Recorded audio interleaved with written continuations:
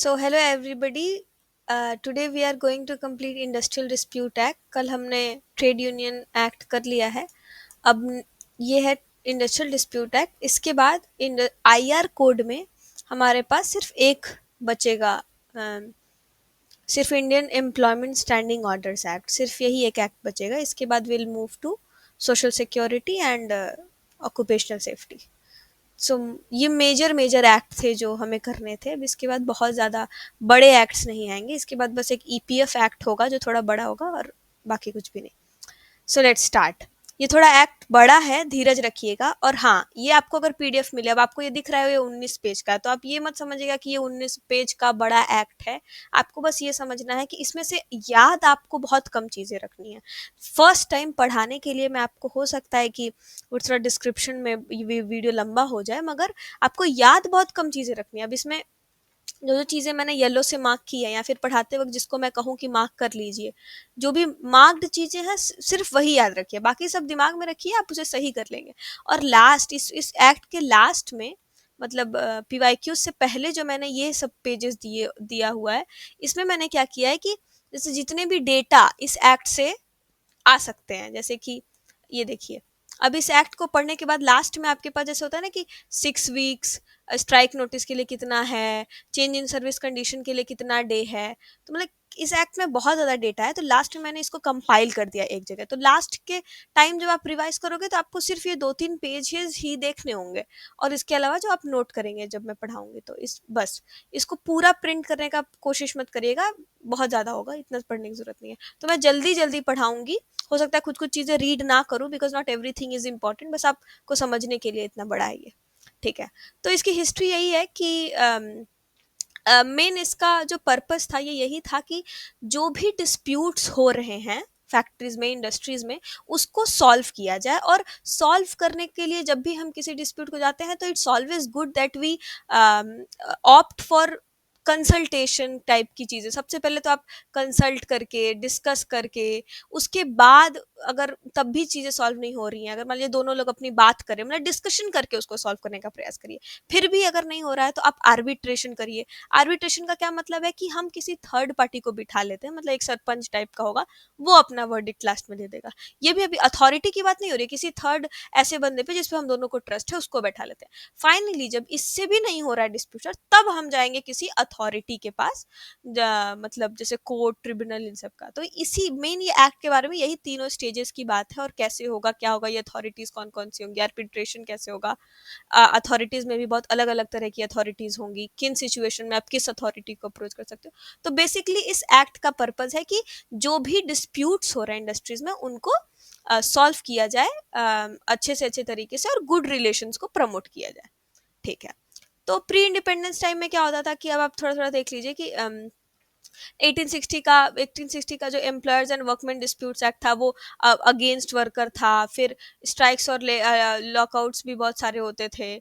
और trade dispute act आया, उसमें कॉन्सिलिएशन का मशीन, देखिए मैं इसको कंसल्टेशन बार बार कह रही थी, is not the correct word, the correct word is conciliation. कि मतलब हम बातचीत करके, दोनों लोग एक दूसरे का म्यूचुअल अंडरस्टैंडिंग से कुछ सॉल्व करने की कोशिश, उसको कंसिलिएशन मशीनरी यू बोलेंगे, है ना। ठीक है। तो ये सब चल रहा था, और मतलब कि आप ये कह सकते हैं कि 1947 से पहले तक हमारा जो अप्रोच था, उसमें हम हमेशा ये समझते थे कि वर्कर्स को विलन की तरह पोर्ट्रे करते थे, कि नहीं ये सब कुछ ज़्यादा ही बहस रहे हैं और ये सब। फिर उसके बाद धीरे धीरे हमने सही तरीका अपनाने लगे कि नहीं, उनका भी प्रोटेक्शन ज़रूरी है। उन मतलब जैसे डिफेंस ऑफ इंडिया रूल्स था, इसमें क्या था कि बैन हो जाती थी स्ट्राइक्स, लेआउट्स, और उनको भी जेल वेल डाल दिया जाता था। तो धीरे धीरे फिर ये चीज़ें कम की गई, और उनको प्रोटेक्ट करने के लिए इंस्टीट्यूशनलाइज किया गया कॉन्सिलिएशन की मशीनरी को, कैसे एजुडिकेट करना है, और अलग अलग कमिटीज इस्टेब्लिश की गई, ताकि ये सारी चीज़ें सॉल्व हो पाए, दोनों का कंसेंट सुना जा पाए, ऐसा ना हो कि कोई एक्सप्लॉइट हो। तो पर्पज आप समझ गए होंगे। फाइनली अब इस एक्ट को शुरू करते हैं। तो ठीक है, applicability we all know whole of India ही होगा। और कहाँ के कौन कौन सी इंडस्ट्रीज में? सो एवरी इंडस्ट्री और industrial establishment engaged in trade, business, manufacture, distribution. मतलब कोई भी इंडस्ट्री जहाँ पे भी ट्रेड हो रहा होगा, बिजनेस हो रहा होगा, मैन्युफैक्चर हो रहा होगा, डिस्ट्रीब्यूशन हो रहा होगा। And what all it covers, किन तरह की एम्प्लॉयज को ये कवर करती है, बहुत इंपॉर्टेंट देखिएगा आप। एम्प्लॉयज में क्या क्या कवर कर रही है? ये कवर कर रही है manual workers, clerical workers, skilled, unskilled both, technical भी, ऑपरेशनल भी, सुपरवाइजरी भी। ये देखिए बहुत जरूरी चीज है। अब इसमें एक एक्सेप्शन मैं बताऊंगी सुपरवाइजरी में क्या एक्सेप्शन है। पिछले एक्ट में भी सुपरवाइजरी आया था, आपको अगर याद होगा तो। एक क्वेश्चन था 35,000 पर मंथ, तो वो बहुत बड़े लोग हो गए। उतने अगर उतना कोई अगर कमा रहा है, इसका मतलब कि मतलब उसको कई जगह पे एक्सक्लूड कर दिया जाएगा। तो उनके प्रोटेक्शन की उतनी बात नहीं है, पर इस एम्प्लॉयज में मैनुअल भी है, clerical, skilled, unskilled, technical, operational, supervisory, बहुत वाइड है। इसमें कॉन्ट्रैक्ट लेबर भी आ रहा है, अप्रेंटिसेस भी आ रहे हैं, ध्यान से देखिए, पार्ट टाइम एम्प्लॉयज भी आ रहे हैं, पार्ट टाइम भी, अप्रेंटिसेस भी। और अप्रेंटिसेस में वो नहीं आएंगे जो अप्रेंटिसेस एक्ट में कवर्ड होंगे ना, उसके लिए एक एक्ट है। तो अगर लिखा हो कि अप्रेंटिसेस एक्ट में भी जो कवर है, क्या वो इसमें होंगे? नहीं होंगे। मतलब ऑब्वियसली किसी को कोई भी बेनिफिट कवर एक ही एक्ट में मिलेगा, मतलब डबल आपको बेनिफिट कैसे दिया जा सकता है। अब एक्सक्लूड क्या क्या होता है, तो ये जरूरी हो गया, इसको नोट करिए आप, जो भी है ये सब शब्द नोट करिए। अब एक्सक्लूड क्या क्या होगा, तो एक्सक्लूड होंगे मैनेजेरियल लेवल के या फिर एडमिनिस्ट्रेटिव स्टाफ, वो नहीं आएंगे। ठीक है, मैनेजेरियल लेवल के एडमिनिस्ट्रेटिव स्टाफ नहीं आएंगे। और दूसरा, वो सुपरवाइजर्स दो जो 10,000 से ज्यादा अर्न कर रहे हैं। अब इस नए कोड में, जो नया कोड है ना, जो लेबर कोड, जिसको मैं बाद में पढ़ाऊंगी, उसमें इसको 15,000 कर दिया गया है। तो ये चीजें लिख लीजिए आप। कौन कौन नहीं आएंगे? मैनेजर्स वाले लेवल के नहीं आएंगे, और सुपरवाइजर्स जो 10,000 से ज्यादा कमा रहे हैं वो भी नहीं आएंगे, वो कवर नहीं होंगे इस एक्ट में। और persons under army, air force, navy, police, prison, ये लोग भी नहीं आएंगे, ये लोग एक्सक्लूडेड हैं guys, so please note it down, ये इंपॉर्टेंट हो गया। ठीक है। अब कंडीशंस क्या क्या होंगी कि देखिए, अगर इंडिविजुअल भी कोई आदमी है ना, और वो डिस्प्यूट रेज करना चाह रहा है, तो वो हमेशा नहीं कर सकता, अनलेस कि उसका डिसमिसल हुआ हो, वो डिस्चार्ज हुआ हो, टर्मिनेट हुआ और रिट्रेंचमेंट हुआ। तो अगर पूछे कि इंडिविजुअल वर्कमैन कर सकता है डिस्प्यूट रेज, नहीं कर सकता है, अनलेस कि उसका डिसमिसल, डिस्चार्ज, टर्मिनेशन, रिट्रेचमेंट हुआ। ठीक है। हर एग्जिस्टिंग इंडस्ट्रीज पे ये एप्लीकेबल है, मगर जो डेड वंस है उस पे नहीं ऑब्वियसली। और जो परमानेंटली क्लोज्ड है उन पे भी नहीं, जो बंद हो गए उन पे क्या ही मतलब, तो क्या ही बात कर रहे हो। ठीक है। अब देखते हैं अप्रोप्रिएट गवर्नमेंट क्या है। तो सेंट्रल गवर्नमेंट वहां वहां होगी जहां पे भी सेंट्रल गवर्नमेंट की इंडस्ट्रीज होंगी, जाहिर सी बात है। रेलवे, माइन, ऑयल फील्ड्स, ये तो हमें पता ही है। और बैंकिंग और इंश्योरेंस कंपनीज, ये भी लग रहा है कि हाँ ठीक है, अब इसमें तो स्टेट गवर्नमेंट कहाँ से ही आएगी। और वो कोई भी पीएसयूज जहाँ पे 51% से ज्यादा, 51% से ज्यादा सेंट्रल गवर्नमेंट की शेयर होल्डिंग हो, वहां पे भी से सेंट्रल गवर्नमेंट होगी। And statutory bodies like LIC, EPFO, ESIC, ONGC, FCI। ठीक है, ये बस देखने वाली चीज बात है कि कहाँ कहाँ सेंट्रल गवर्नमेंट रहेगी। और जितने भी बच्चे उसमें अब state government, as simple as that. जो भी सेंट्रल लेवल पे दिख रहे हैं उस पे सेंट्रल गवर्नमेंट होगी, बाकी सब पे स्टेट गवर्नमेंट। और इस एक्ट में प्रोटेक्टेड वर्कमैन का डेफिनेशन दिया हुआ है। तो अगर कहीं पूछे, ये भी कभी कभी आता है कि protected workman is mentioned in which act, या फिर प्रोटेक्टेड वर्कमैन का डिफिनेशन कहाँ है, कहाँ मेंशन्ड है, तो आप बोलोगे इंडस्ट्रियल डिस्प्यूट 1947 एक्ट। अब इसमें कुछ कुछ डेफिनेशंस देख लेते हैं। आर्बिट्रेटर कौन होगा? आर्बिट्रेटर एक इंडिपेंडेंट पर्सन होगा, और वो वॉलेंटरी डिस्प्यूट रिजोल्यूशन में उसका रोल होगा। मतलब मैंने नहीं बताया था कि पहला तो होगा कि कॉन्सिलिएशन कर लो भैया, अपने में ही बातचीत करके सॉल्व कर लो। नहीं हो रहा है तो किसी थर्ड व्यक्ति को भी, किसी आर्बिट्रेटर को बिठा लो, इसी को आर्बिट्रेशन का प्रोसेस बोलते हैं, है ना। तो उसमें किसी थर्ड व्यक्ति को आप बताइए, एक इंडिपेंडेंट पर्सन जिसपे दोनों अग्रीड होंगे। वॉलेंटरी डिस्प्यूट रिजोल्यूशन मतलब कि हम वॉलेंटरी, हम खुद, हमारी लड़ाई है, मेरी और एम्प्लॉयर की लड़ाई, हम खुद कह रहे हैं कि यार ये है सरपंच जी, इनको बैठा लेते हैं, ये हमारा सॉल्व कर देंगे। तो ये होता है आर्बिट्रेटर। अवार्ड क्या है? तो देखो, जो जो भी, जब हम कोई कंप्लेन किया मैंने किसी लेबर कोर्ट में, किसी ट्रिब्यूनल में, तो जो भी फाइनल जो लिखेगा ना, जो लेबर कोर्ट या ट्रिब्यूनल जो फाइनल लिख के देगा डिसीजन, रिटन साइंड डिसीजन, उसी को अवार्ड बोलेंगे कि ठीक है, फाइनली इस डिस्प्यूट में हम ये कंक्लूड करते हैं, इसी को बोलते हैं अवार्ड। That's it. इंडस्ट्री क्या है? देखिए ये जरूरी है थोड़ा ना, इसमें ये ट्रिपल टेस्ट वाला को पूछा है, क्या है बता रही हूँ। इंडस्ट्री क्या है? देखिए, any business, trade, undertaking, manufacture, calling, service, employment, handicraft, occupation of workman, बस इसको देख लीजिए, ये जो है ना, यही है इंडस्ट्री। जाहिर सी बात है, बहुत वाइड डेफिनेशन होगा इंडस्ट्री का, और जो भी चीजें दिख रही हैं वो तो इंक्लूडेड होंगी। अब इसमें क्या था कि एक केस लॉ था, Bangalore water supply versus Rajappa. इसमें इसने इंडस्ट्री के डेफिनेशन को बहुत वाइड स्कोप दे दिया। इसमें क्या किया गया कि एक ट्रिपल टेस्ट की बात की कोर्ट ने और कहा कि जहां कहीं भी सिस्टमैटिक एंड ऑर्गेनाइज्ड एक्टिविटी हो रही है, एम्प्लॉयर एम्प्लॉय में कॉपरेशन की बात है और प्रोडक्शन या distribution of goods and services हो रहा है, वहां पे उसको हम इंडस्ट्री बोलेंगे। क्या समझे? किसको बोलेंगे हम इंडस्ट्री? तो हम एक ट्रिपल टेस्ट करके चेक करेंगे। पहला कि वहां पे चीजें सिस्टमैटिक ऑर्गेनाइज्ड हो रही हैं कि नहीं, एम्प्लॉयर एम्प्लॉय का कोई कॉपरेशन है कि नहीं, और तीसरा प्रोडक्शन या डिस्ट्रीब्यूशन हो रहा है कि नहीं। जरूरी नहीं है कि कैपिटल इन्वेस्टमेंट हो, कि इन्वेस्टमेंट हो के कोई सेटअप इंडस्ट्री हो, तभी जहां पे भी प्रोडक्शन डिस्ट्रीब्यूशन हो रहा है और ये चीजें हैं तो हम उसको इंडस्ट्री बोलेंगे। तो इससे इंडस्ट्री का डेफिनेशन बहुत वाइड हो गया। अंडरस्टूड? ग्रेट। आगे चलते हैं। इंडस्ट्रियल डिस्प्यूट किसको कहा गया इस एक्ट में? तो देखिए, डिस्प्यूट या डिफरेंस उसको कहेंगे जो एम्प्लॉयर एम्प्लॉयर के बीच में, एम्प्लॉयर वर्कमैन के बीच में, वर्कमैन वर्कमैन के। इससे पहले वाले एक्ट में भी हमने ये देखा था ना, ट्रेड यूनियन का एक्ट में, कि डिस्प्यूट किसको कहेंगे। तो भाई दो ही तो स्टेक होल्डर है, एक एम्प्लॉयर एक वर्कमैन। तो वर्कमैन वर्कमैन, एम्प्लॉयर एम्प्लॉयर, या फिर इन दोनों के बीच में, उसी को बोलेंगे डिस्प्यूट। और वो जो भी डिस्प्यूट होना चाहिए, वो मुद्दा जो भी हो, वो एम्प्लॉयमेंट से, नॉन एम्प्लॉयमेंट से, टर्म्स या फिर कंडीशंस ऑफ लेबर से, बस ये तीन चीजों से जुड़ा। ये तो पिछले एक्ट का आप अगर याद करेंगे तो इसका एक पीवाईक्यू भी है कि किन मुद्दों पे, मतलब डिस्प्यूट तो है इन तीनों के बीच, मगर किन किन आधारों पे? तो इन आधारों पे, इन तीन आधारों पे। ठीक है। अब इंडिविजुअल डिस्प्यूट में पहले क्या था कि पहले यूनियन का सपोर्ट, कि ट्रेड यूनियन कहे कि तभी इंडिविजुअल वर्कमैन जाके कर सकता है। लेकिन अब ऐसा नहीं है, अब कह दिया गया कि नहीं, अगर ये कंडीशन है, जैसे मैंने बताया था, डिसमिसल, रिट्रेंचमेंट और टर्मिनेशन, तब एक व्यक्ति भी जा सकता है कि नहीं नहीं मेरा डिस्प्यूट सॉल्व करो आप लोग, ऐसे नहीं चलेगा। ठीक है, यूनियन की अब जरूरत नहीं है। अब कुछ चीजें जान लीजिए कि अब ऐसा नहीं होगा कि आपका पर्सनल कोई झगड़ा है, कोई ऐसे आपका कोई पर्सनल एम्प्लॉयर से आपको चिढ़ है, और कोई खानदान का कुछ लगता है, आपका पैसा लेके बैठा है, तो आप उसके वजह से आप कुछ डिस्प्यूट, ये सब नहीं चलेगा, पर्सनल क्वारल नहीं होगा, इसकी वजह से आप डिस्प्यूट नहीं बता सकते, वो कंसिडर नहीं होगा। और अगर मान लीजिए मैं वर्कमैन हूँ, मैंने जिंदगी भर लड़ाई लड़ी एम्प्लॉयर से किसी बात की और मेरा डेथ हो गया, तो मेरा जो लीगल एयर है, जो मेरा मतलब जो मेरे लीनिएज में, मतलब मेरा बेटा है या फिर कोई है, तो वो कंटिन्यू कर सकता है डिस्प्यूट।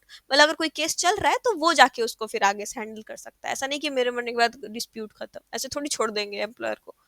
ठीक है। और एम्प्लॉयर अगर और ये भी नहीं है कि अगर वो कुछ ओरल अश्योरेंस दिया था, अगर मान लीजिए आपको बोला था कि नहीं नहीं हम तुम्हारा पैसा बढ़ा देंगे, अब बोला था, आपको रिटर्न में नहीं दिया था ना, तो ओरल अश्योरेंस को आप डिस्प्यूट नहीं कर सकते कि अरे साहब ये तो बोला था, ये तो हमको ऐसे कुछ अनाप शनाप बोला था, ऐसे इस आधार पे आप नहीं कर सकते। मतलब ओरल अश्योरेंस अगर आपको दिया है तो इसके आधार पे आप डिस्प्यूट नहीं क्लेम कर सकते, बस।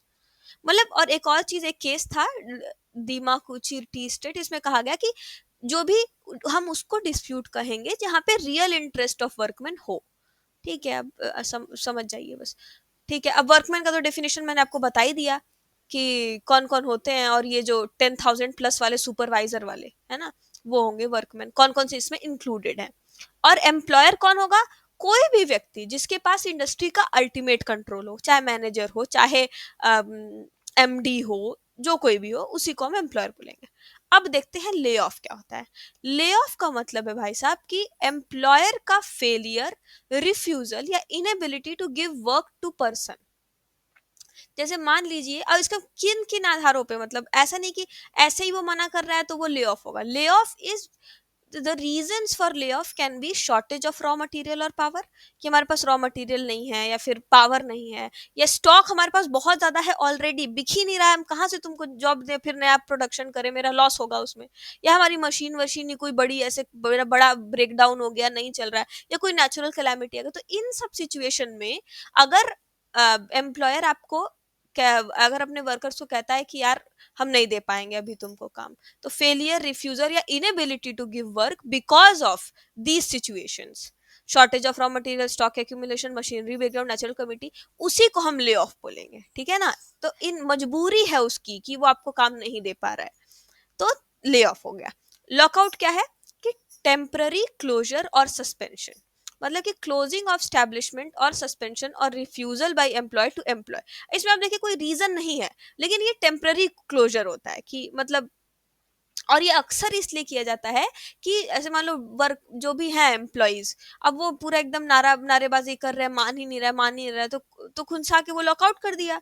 वो बोला कि नहीं अब हम टेम्पररी बंद करेंगे, कोई रीजन वीजन नहीं है, ये सब रीजन अब हम ऐसा कुछ भी नहीं है, बस मैं मन है तो बंद कर दूंगा, मैं क्लोज करूंगा अपना एस्टेब्लिशमेंट, सस्पेंड कर दूंगा अभी काम थोड़े टाइम के लिए। तो वो उनका डिमांड रेजिस्ट करने के लिए ऐसा करता है एम्प्लॉयर, इसको लॉकआउट बोलते हैं।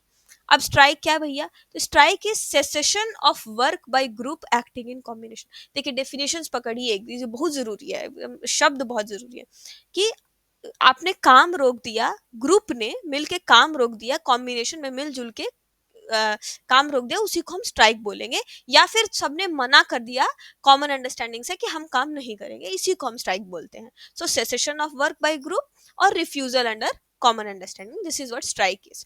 अब पूछे what all things are included in strike, ये क्वेश्चन भी है। तो देगा pen down, stay in, tool down, go slow. तो गो स्लो नहीं होगा। मतलब देखिए ये सारी चीजें क्या है ना कि ये तरीका है, इन सबका अलग अलग मतलब होता है, उतना डीप नहीं जाते हैं। बस इतना जान लीजिए कि मतलब कि हम हैं लेकिन हम कुछ भी ऐसा कर रहे हैं कि हम बाहर रहेंगे, या फिर कुछ भी मतलब ब्रेक्स नहीं लेंगे। अलग अलग तरीके से हम स्ट्राइक अपना वो शो करते हैं कि देखो हम तुमसे खुश नहीं है, हमारा डिमांड मानो। लेकिन एक एक है गो स्लो, कि मतलब हम प्रोडक्शन का प्रोडक्टिविटी ही कम कर देंगे। जैसे अगर मैं 10 प्रोडक्ट्स बनाती थी एक दिन में, तो मैं 4 ही बनाऊंगी, कि मतलब नहीं मैं तो स्ट्राइक पे हूँ, ये नहीं चलेगा, ये इलीगल कहा जाएगा फिर।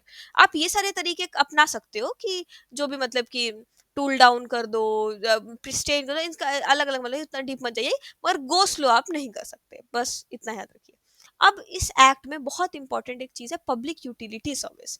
देखिए ये एक्ट में क्या डिस्प्यूट है, तो डिस्प्यूट को रेज करने के लिए वो स्ट्राइक करेंगे, लॉ और एम्प्लॉयर भी लॉकआउट करेगा, ले ऑफ करेगा। तो ऐसी चीजें हमें ध्यान में देनी होंगी कि कुछ मतलब कुछ इंपॉर्टेंट सर्विसेज होती हैं, कुछ एसेंशियल सर्विसेज होती हैं जो हर डिमांड के ऊपर है, लाइक वाटर हो गया, इलेक्ट्रिसिटी हो गया, ट्रांसपोर्ट हो गया।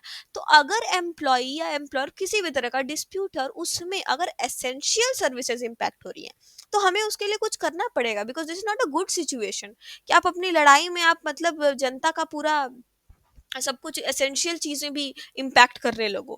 तो इन्हीं को कहते हैं पब्लिक यूटिलिटी सर्विसेज। एंड इसका पूरा लिस्ट है कौन कौन सी एसेंशियल सर्विसेज होती हैं, पब्लिक यूटिलिटी सर्विसेज होती हैं। तो अगर आपसे पूछे कि किस एक्ट में पब्लिक यूटिलिटी सर्विसेज, कुछ एसेंशियल सर्विसेज की बात की गई है, तो उन उस केस में आप बोलोगे कि इंडस्ट्रियल डिस्प्यूट्स एक्ट में। अब इसमें क्या है कि अगर मान लीजिए आप किसी ऐसे इंडस्ट्री में इन्वॉल्व हो जिसमें जो इलेक्ट्रिसिटी से रिलेटेड है, ट्रांसपोर्ट से रिलेटेड है, तो रेलवे के कर्मचारी हैं मान लीजिए, तो अब उनमें अगर आपको स्ट्राइक पे जाना है ना, तो आपको 6 वीक का नोटिस देना पड़ेगा, क्योंकि एसेंशियल सर्विसेज है ना भाई। आप अचानक से एक दिन ऐसे उठ के नहीं कह सकते कि आज हम स्ट्राइक पे हैं, क्योंकि उसके लिए मैनेज करना पड़ेगा फिर। तो आप 6 वीक का नोटिस जब तक नहीं देते, तब तक आप इन सारे सर्विसेज वाले वर्कमैन स्ट्राइक नहीं कर सकते हैं। 6 वीक का नोटिस चाहिए होगा, वेरी इंपॉर्टेंट, ये PYQ भी है।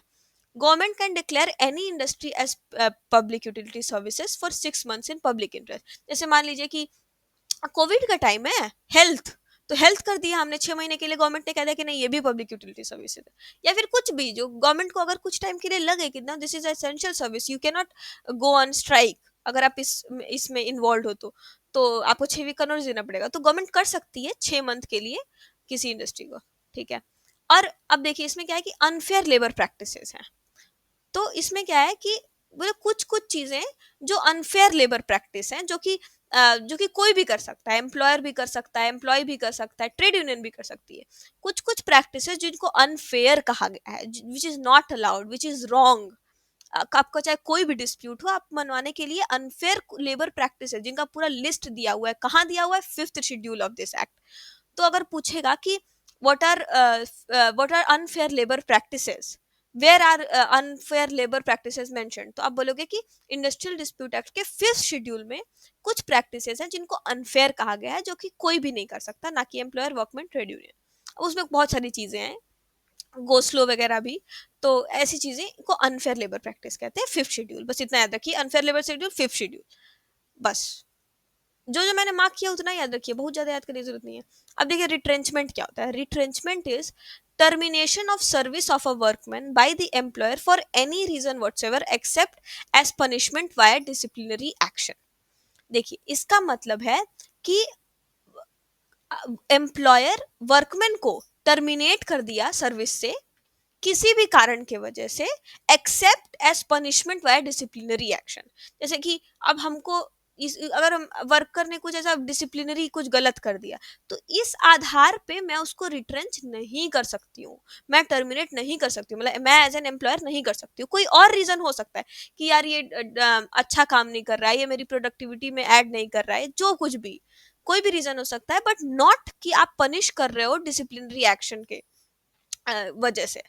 तो this is called any reason other than punishment by disciplinary action will be retrenchment. ठीक है, अब किसको किसको रिट्रेंचमेंट नहीं कहते हैं। अब देखिए ये बहुत इंपॉर्टेंट है, ये चारों चीजें जरूरी, देखिए ये एक्ट ही पूरा बहुत जरूरी है। तो इसमें अगर आपको बहुत सारी चीजें भी लिखनी पड़े ना तो बिल्कुल भी वो मत वरी मत करें, इट्स इंटरेस्टिंग यार, मतलब मुझे तो ये एक्ट बड़ा अच्छा लगता है, थोड़ा बड़ा है भले है मगर पढ़ने में मजा आता है। तो देखिए किसको किसको रिट्रेंचमेंट नहीं कहेंगे, कुछ एक्सेप्शंस है। अगर मान लीजिए मैं वॉलेंटरीली रिटायर हो जाती हूँ अपने मतलब एट द वर्कमैन रिक्वेस्ट कि भैया मुझे रिटायर होना है, इस जॉब में मेरा मन नहीं लग रहा है, मैं खेती करूंगी, गाँव जाऊंगी, तो इसमें ये रिट्रेंचमेंट नहीं कहा जाएगा, है ना। और मान लीजिए कि if employment contract includes such stipulation, मान लीजिए कि मेरा रिटायरमेंट हो गया या फिर सुपर एनुएशन, मतलब कि मेरा जो कॉन्ट्रैक्ट था मैं एम्प्लॉयर के साथ थी, उसमें था कि मैं 20 साल के लिए मेरा काम है, तो 20 साल बाद वो अगर मुझे छोड़ना पड़ रहा है तो उसको सुपर एनुएशन बोलेंगे, उसको रिट्रेंचमेंट नहीं बोलेंगे। रिट्रेंचमेंट इज कि जब आपको निकाला जाए because of any reason other than disciplinary action वाला।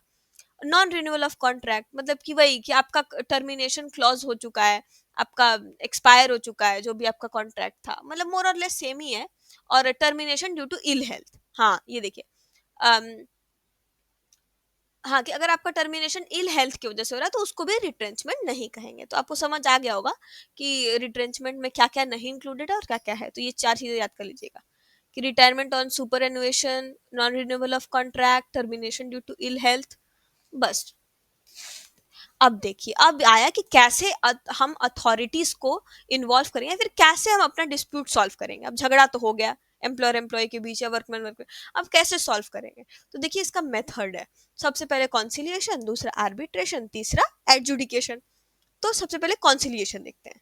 तो उसके उसको जानने से पहले ना एक चीज और याद रख लीजिएगा कि देखिए कॉन्सिलिएशन के थ्रू अगर मेरा मैटर सॉल्व होता है तो जो लास्ट में जो डिसीजन जो आएगा, मतलब समझ करिए प्रिंट होके आ गया चलो ये है डिसीजन फाइनल, तो उसको हम सेटलमेंट बोलेंगे। और दोनों केसेस मतलब arbitration and the third one is adjudication. In cases में जब आएगा तो it will be called award.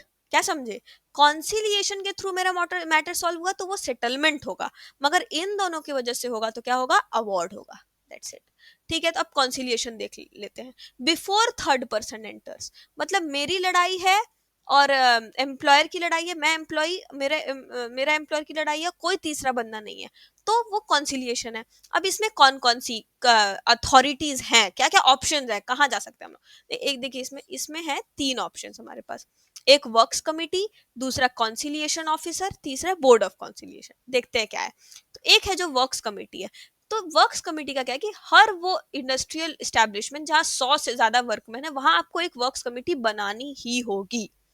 तो वर्क्स कमिटी का क्या रूल हो गया, 100 से ज्यादा वर्कमैन जहां भी है, 100 या 100 से ज्यादा, वहां पे आप वर्क्स कमिटी बनाओ। इसमें इक्वल रिप्रेजेंटेशन होगा भैया, एम्प्लॉयर भी होगा एम्प्लॉय भी होगा। और इसका रोल होगा कि मीडिएशन के थ्रू गुड रिलेशन मेंटेन करते हुए वॉलेंटरीली सेटलमेंट कर लो, कि हम दोनों जाएंगे वहां पे इक्वल इक्वल दोनों लोग हैं और मिलजुल के भैया बैठ के बतिया के सॉल्व कर लेंगे वॉलेंटरीली, कि ठीक है आपका कुछ माना गया मेरा कुछ माना गया। और हर इंडस्ट्री जहां 100 से ज्यादा है वहां रहेगा ही वर्क्स कमेटी, तो जाओ वहां बैठो सॉल्व कर लो, मेजोरिटी से डिसीजन होगा, रेगुलरली मीट भी करते हैं, बस सही है, बस यही सब इनका फंक्शन है। समझ ही गए होगे आप कि अच्छे अच्छे सब चल रहा है, झगड़ा वगड़ा नहीं हो रहा है, कोई भी वर्कर का कोई भी सिचुएशन है उसको सॉल्व करना है, बहुत सारे मतलब समझ गए ना वर्क्स कमेटी का काम। ठीक है, अब कॉन्सिलिएशन ऑफिसर है, ये क्या होता है कि ये गवर्नमेंट अपॉइंट करेगी, सेंट्रल स्टेट लोकल किसी भी लेवल पे कर सकती है, और ये परमानेंट भी हो सकता है टेम्पररी भी हो सकता है, बस बस इतना याद रखिए, कॉन्सिलिएशन ऑफिसर होता है, गवर्नमेंट करती है, हो भी सकता है, नहीं भी हो सकता है, टेम्पररी भी हो सकता है, परमानेंट भी हो सकता है। अब मान लीजिए पूछ ले कि इस conciliation officer is permanent in every industries, temporary in every industry, या फिर मान लीजिए बोल दे कि mandatory in every industry with 100 more than 100 worker, कुछ नहीं, कुछ भी, परमानेंट और टेम्पररी बोथ, कुछ भी हो सकता है। ये जो हमने पढ़ा 100+, ये था वर्क्स कमेटी के लिए। कॉन्सिलेशन ऑफिसर एक मतलब एक तरीका है। तो ये क्या होगा कि आप उसके पास जाओगे, ये इन्वेस्टिगेट करेगा डिस्प्यूट को, मतलब आप लोग फिर रिपोर्ट भेजेगा गवर्नमेंट को, मतलब ये सब, मतलब कॉन्सिलिएशन का ही तरीका है, बस इतना जानिए, इससे ज्यादा नहीं पूछेगा। बोर्ड ऑफ कॉन्सिलिएशन के बारे में क्या याद रखना है, तो याद वही रखना है जो मैंने मार्क किया है। क्या? एक चेयरमैन होगा जो कि इंडिपेंडेंट पर्सन होगा, और 2 या 4 मेंबर्स होंगे, इक्वल होंगे, लेकिन मतलब वही है ना कि आप चेयरमैन के बाद एक इंसान नहीं रख सकते, 3 इंसान नहीं रखते, इक्वल रखना होगा। एक तो चेयरमैन हो गया इंडिपेंडेंट पर्सन, और उसके बाद हम इक्वल इक्वल, एक एक मान लीजिए एम्प्लॉयर एम्प्लॉय हो गए, या फिर दो दो आपके एम्प्लॉयर एम्प्लॉय हो गए, इक्वल होंगे, मतलब ऐसा नहीं कि आप एक का मेजोरिटी कर दो। एक चेयरमैन होगा इंडिपेंडेंट। तो अगर पूछ लेगा कि किसमें चेयरमैन इंडिपेंडेंट होता है कॉन्सिलिएशन वाले अथॉरिटीज में, तो बोर्ड ऑफ कॉन्सिलिएशन में। सॉरी। और एक और चीज बहुत इंपॉर्टेंट पीवाईक्यू है कि board of conciliation is ad hoc, tripartite and not permanent. ये तीनों चीजें आप याद कर लीजिए, ये तीनों फीचर्स हैं। और बोर्ड ऑफ कॉन्सिलिएशन जो होता है उसके पास सिविल कोर्ट्स की पावर होती है। अब देखिए, अब आप कह सकते हो कि यार इसमें भी तो चेयरमैन एक इंडिपेंडेंट पर्सन आ रहा है, तीसरा इंसान आ रहा है, कहाँ हम दोनों इस बैठ के सॉल्व किए। देखिए, इतना दिमाग नहीं लगाना है, बस याद करिए कि बोर्ड ऑफ कॉन्सिलिएशन में ऐसे ऐसे है। आर्बिट्रेशन जब आएगा उसमें तीसरा व्यक्ति, अगर आपसे कोई पूछ लिया कि बोर्ड ऑफ कॉन्सिलिएशन कहीं आर्बिट्रेशन तो नहीं है, नहीं है, अब हमने उसको कॉन्सिलिएशन में ही पढ़ रहे हैं, तो आपको यही मान के चलना है, भले एक इंडिपेंडेंट चेयरमैन आपको दिख रहा है। तो बोर्ड ऑफ कॉन्सिलिएशन है is ad hoc, tripartite and not permanent, इसके पास सिविल कोर्ट की पावर है। और हाँ, ये डिस्प्यूट तभी सॉल्व करेगा जब गवर्नमेंट इसको रेफर करेगी, तो मतलब आप बस खुद जाके, ये कहीं ऐसा स्टैब्लिश नहीं है कि आप कहीं जाके आप सीधे कर सके। गवर्नमेंट जब तक नहीं बोलेगी तब तक ये अपने से नहीं करेगा।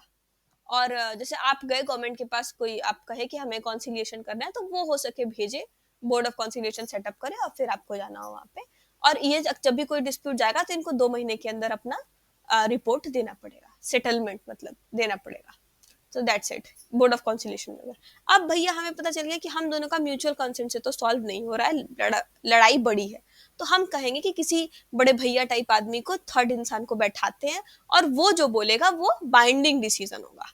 हम दोनों ही मिल के उसके पास जा रहे हैं, मगर एक ट्रस्ट है, एक म्यूचुअल कंसेंट है, एक रेस्पेक्ट है उस आदमी के लिए कि वो जो लेगा, वो जो बोलेगा हम मान लेंगे।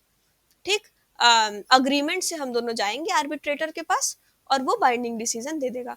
अब इसमें देखो भी 2 टाइप के होते हैं आर्बिट्रेशन, पहला तो वॉलंटरी, दूसरा होता है कंपल्सरी।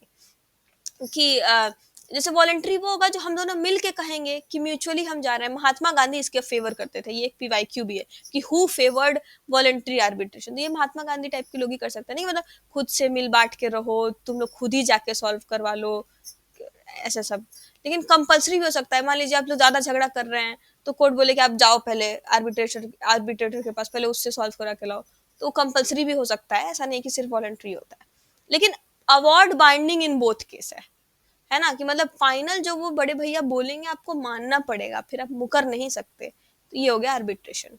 ठीक है, अब यहाँ से आते हैं एक एक और है जो कि आर्बिट्रेशन का ही पार्ट है, वो है कोर्ट ऑफ इंक्वायरी।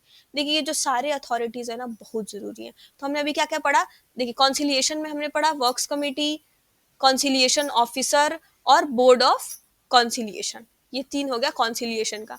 और आर्बिट्रेशन में हमने क्या पढ़ा, एक तो अभी पढ़ा, एक तो नहीं, इसमें तो कोई आर्बिट्रेटर का वो है ही नहीं ना, इसमें अथॉरिटी कोर्ट ऑफ इंक्वायरी ही है आर्बिट्रेशन के लिए। हाँ, तो court of inquiry is for arbitration. और कोई अथॉरिटी की हमने अभी कहाँ इसमें बात की है, ये तो मैं बस बता रही थी कि आर्बिट्रेशन में कैसे होता है, तो इसके लिए कोर्ट ऑफ इंक्वायरी होती है। अब मान लिया पूछा कि कोर्ट ऑफ इंक्वायरी कौन से टाइप ऑफ सेटल मतलब डिस्प्यूट सॉल्व करने का तरीका है, तो यू से इट इज आर्बिट्रेशन के अंदर। और हाँ, कोर्ट ऑफ इंक्वायरी के बारे में बहुत जरूरी सवाल पूछा गया है। कोर्ट ऑफ इंक्वायरी लिखते ही आपको याद करना है कि this is only an investigative body, ये एडजुडिकेशन नहीं करती है, मतलब ये फाइनल स्टेटमेंट नहीं देगी, ये ये सिंपली इन्वेस्टिगेटिव बॉडी है, इंक्वायरी लिखा है, इससे भी समझ जाइए आप। और इसका भी वही है कि एक इंडिपेंडेंट पर्सन होगा, दो से ज्यादा लोग होंगे, और इसको जिसको 6 महीने के अंदर अपना रिपोर्ट देना होता है। गवर्नमेंट इस रिपोर्ट को 30 दिन के अंदर पब्लिश करेगी, और आप इसको मतलब जो दोनों पार्टीज हैं वो रिजेक्ट भी कर सकती है, मॉडिफाई भी कर सकती है। ये तीनों चीजें बहुत जरूरी हैं, और ये भी बहुत जरूरी है कि ये इन्वेस्टिगेटिव बॉडी है। हाँ, तो एक चीज होती है कि देखिए एक एक्ट बना, अब इस एक्ट के बाद बहुत सारा रूल आएगा।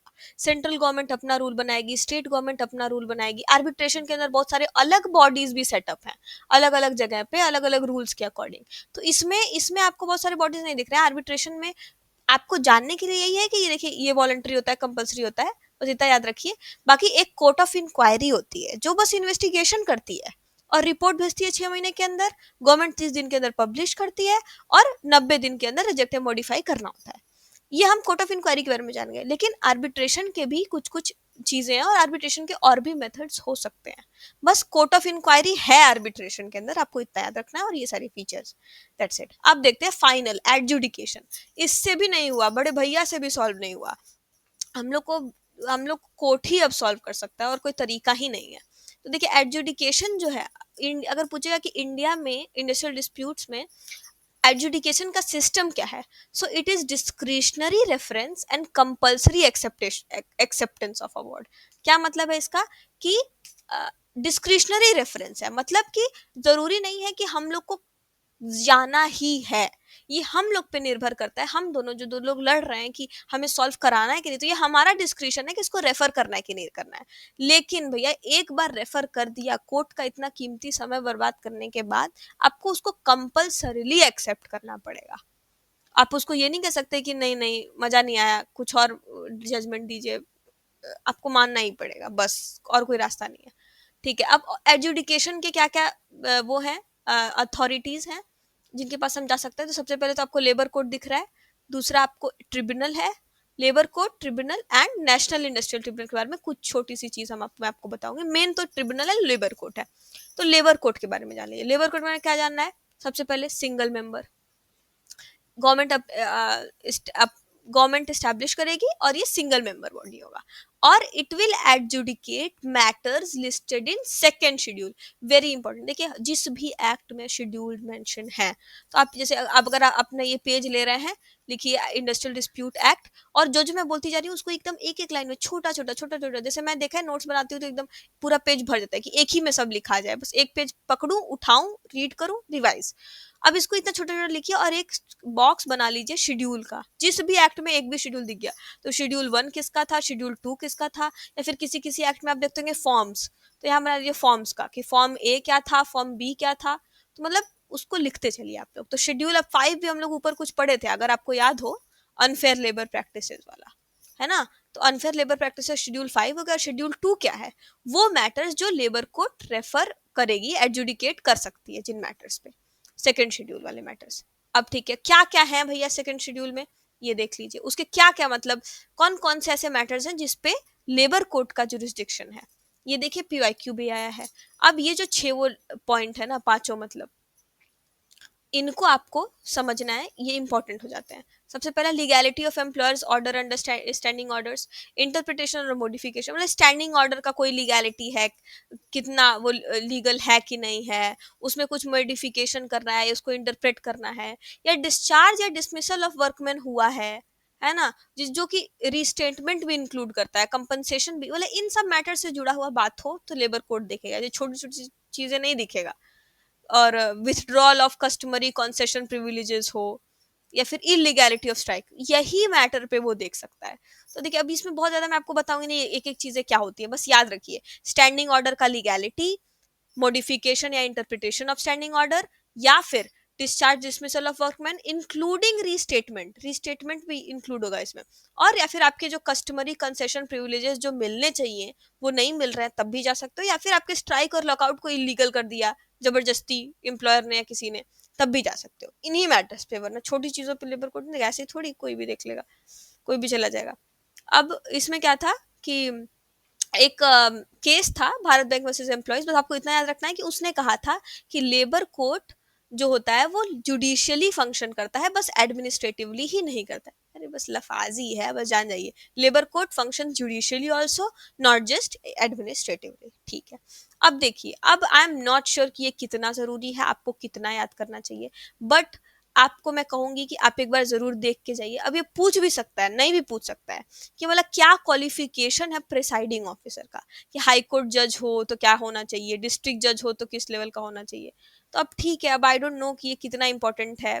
मैं पर्सनली तो इसको नहीं याद कर पाऊंगी, मुझे पता है मैं भूल जाऊंगी, पर अगर किसी को लगता है ये मतलब मैं सजेस्ट करूंगी कि आप सेफ साइड में रहने के लिए कर लीजिए, आप एक बार तो पढ़ के जाइए, क्या पता मतलब ऐसा पूछ दे, तो कोई भरोसा नहीं है यूपीएससी का आजकल।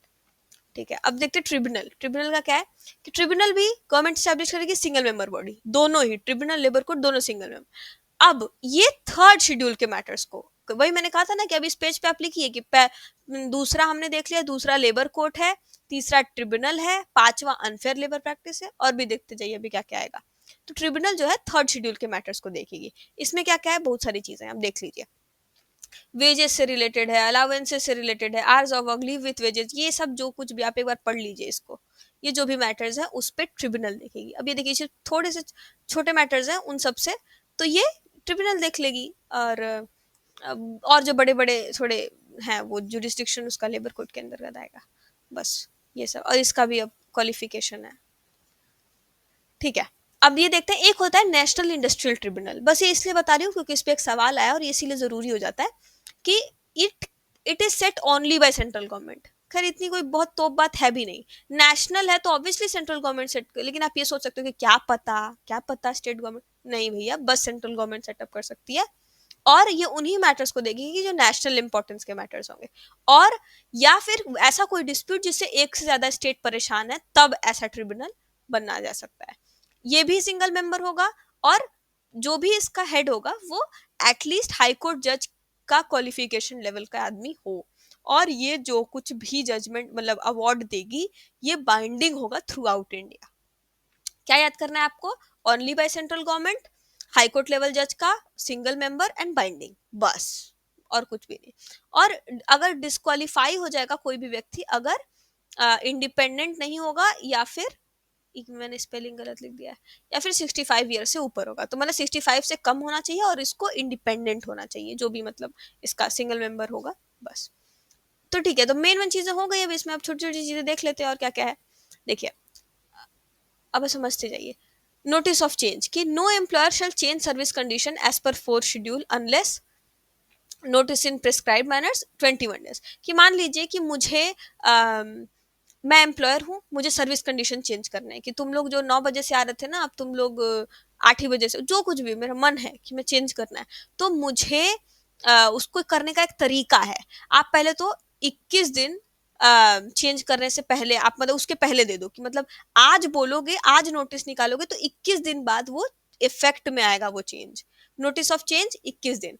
और ये उन सब चीजों में नहीं आएगा जहाँ पे सेटलमेंट या अवार्ड से हो जाए, या फिर कोई रूल से बन, मतलब कि अब आज से अगर कोई ट्रिब्यूनल कोई अवार्ड ऐसा इशू हो गया कि नहीं अब से 8 बजे से आएंगे सारे वर्कर्स, तो इस केस में 21 दिन नहीं है।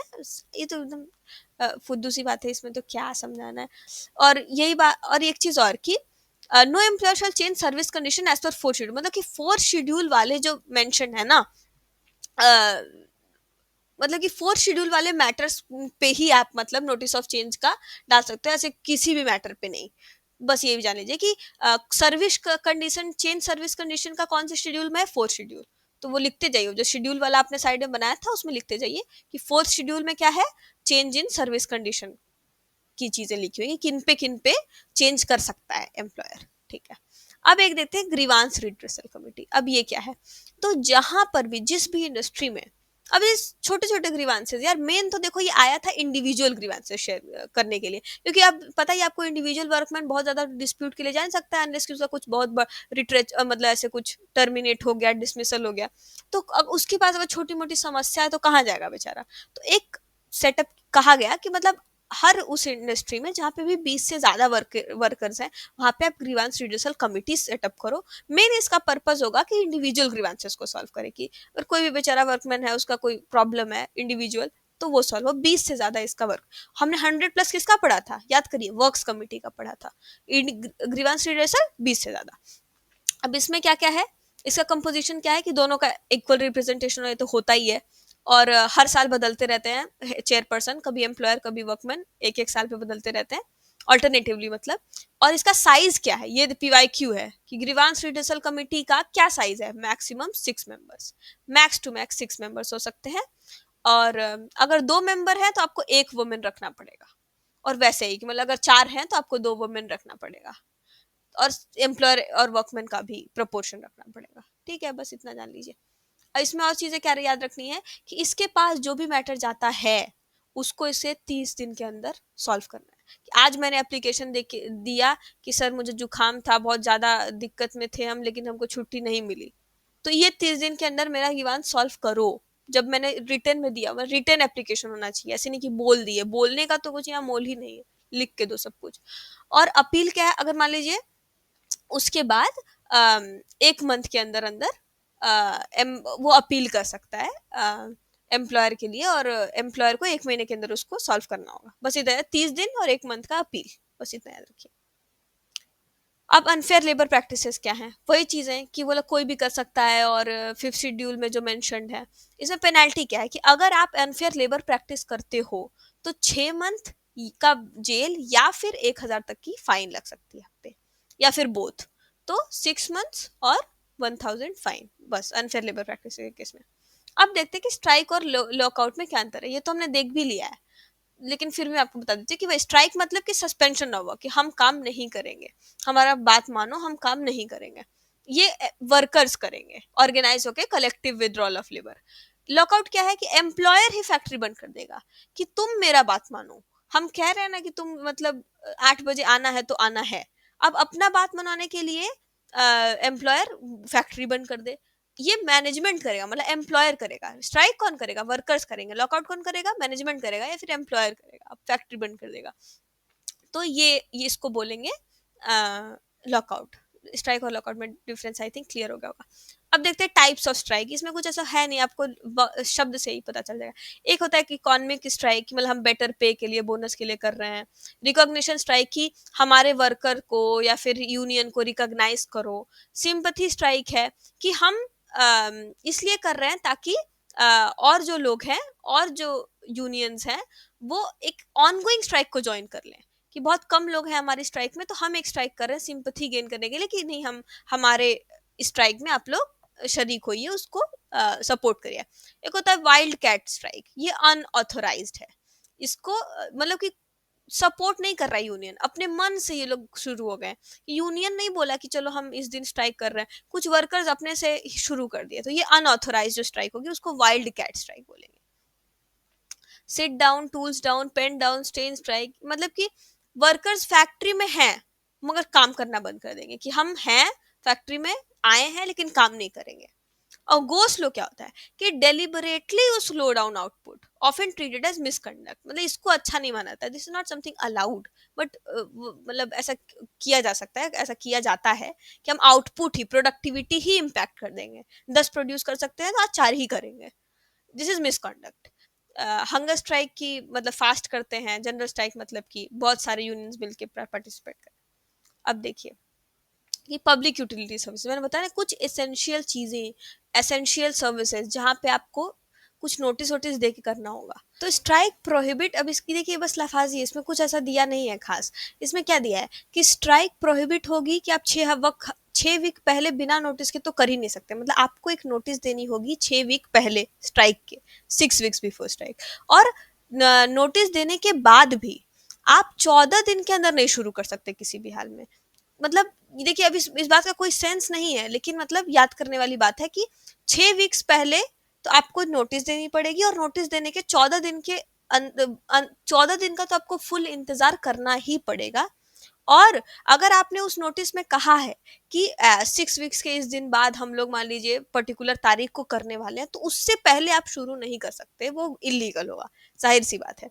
और अगर मान लीजिए कॉन्सिलिएशन प्रोसीडिंग चल रही है, कि अभी हमारा बात चल रहा है, उधर उधर आप हमसे मीडिएशन की बात कर रहे हो और इधर आप स्ट्राइक कर रहे हो, both these things can not go hand in hand ना, so this will be illegal. Conciliation proceeding चल रही है, वर्क्स कमेटी में बात चल रही है, इस बात पे आप स्ट्राइक कर रहे हो, या फिर मान लीजिए आज की डेट आज आ गई, आज सेटलमेंट आ गया कि हमारा फाइनल ये सेटलमेंट हो चुका है, उसके बाद भी 7 दिन के बाद तक आप नहीं कर सकते। आपको अपील करना है, आप उसका सही तरीका है, आप उसको करिए, 7 दिन के बाद स्ट्राइक करिए, लेकिन 7 दिन के अंदर नहीं कर सकते।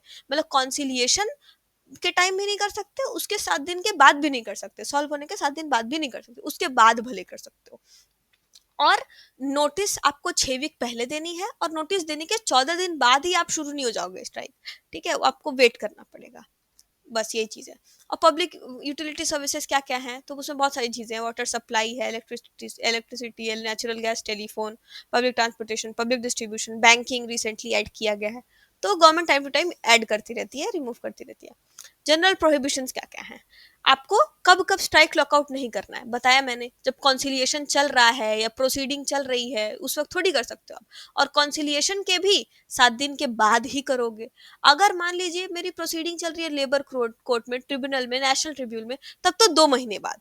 मतलब कॉन्सिलिएशन के टाइम तो आप चलिए 7 दिन बाद स्ट्राइक कर लेना, लेकिन अगर लेबर कोर्ट ट्रिब्यूनल, बड़े लोग, बड़े जजेस, वो कुछ बात अभी प्रोसीडिंग चल रही है और उन्होंने अभी दिया है, तो आप 7 दिन बाद शुरू थोड़ी हो सकते हैं, उसके लिए आपको 2 मंथ बाद, 2 months after you can show your मतलब disagreement and go for strike, not before that।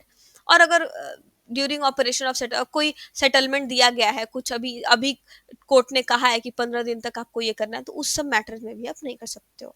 ये चीजें तो आप मार लोगे सही, मुझे पता है। इलीगल स्ट्राइक एंड लॉकआउट्स क्या है, कब हम इलीगल कहेंगे और किस कब इलीगल नहीं होगा।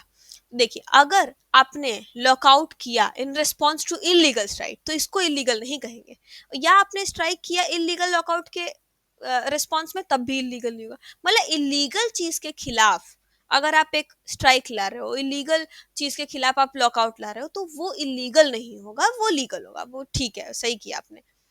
अब देखते हैं अदर इंडस्ट्रियल एक्शंस। मतलब ये सब इस एक्ट में नहीं है, ये मैं आपको जनरल बता रही हूँ, कुछ इसमें इंडस्ट्रियल रिलेशंस के भी कुछ कुछ चीजें हैं, मैं आपको बताती चल रही हूँ। देखिए, पिकेटिंग क्या होता है कि method of drawing public attention to dispute between management and workers, legal if non violent. तो मतलब सिंपल कि कोई डिस्प्यूट चल रहा है, उसके तरफ पब्लिक अटेंशन ग्रैप करने के लिए, ड्रॉ करने के लिए पिकेटिंग इज डन।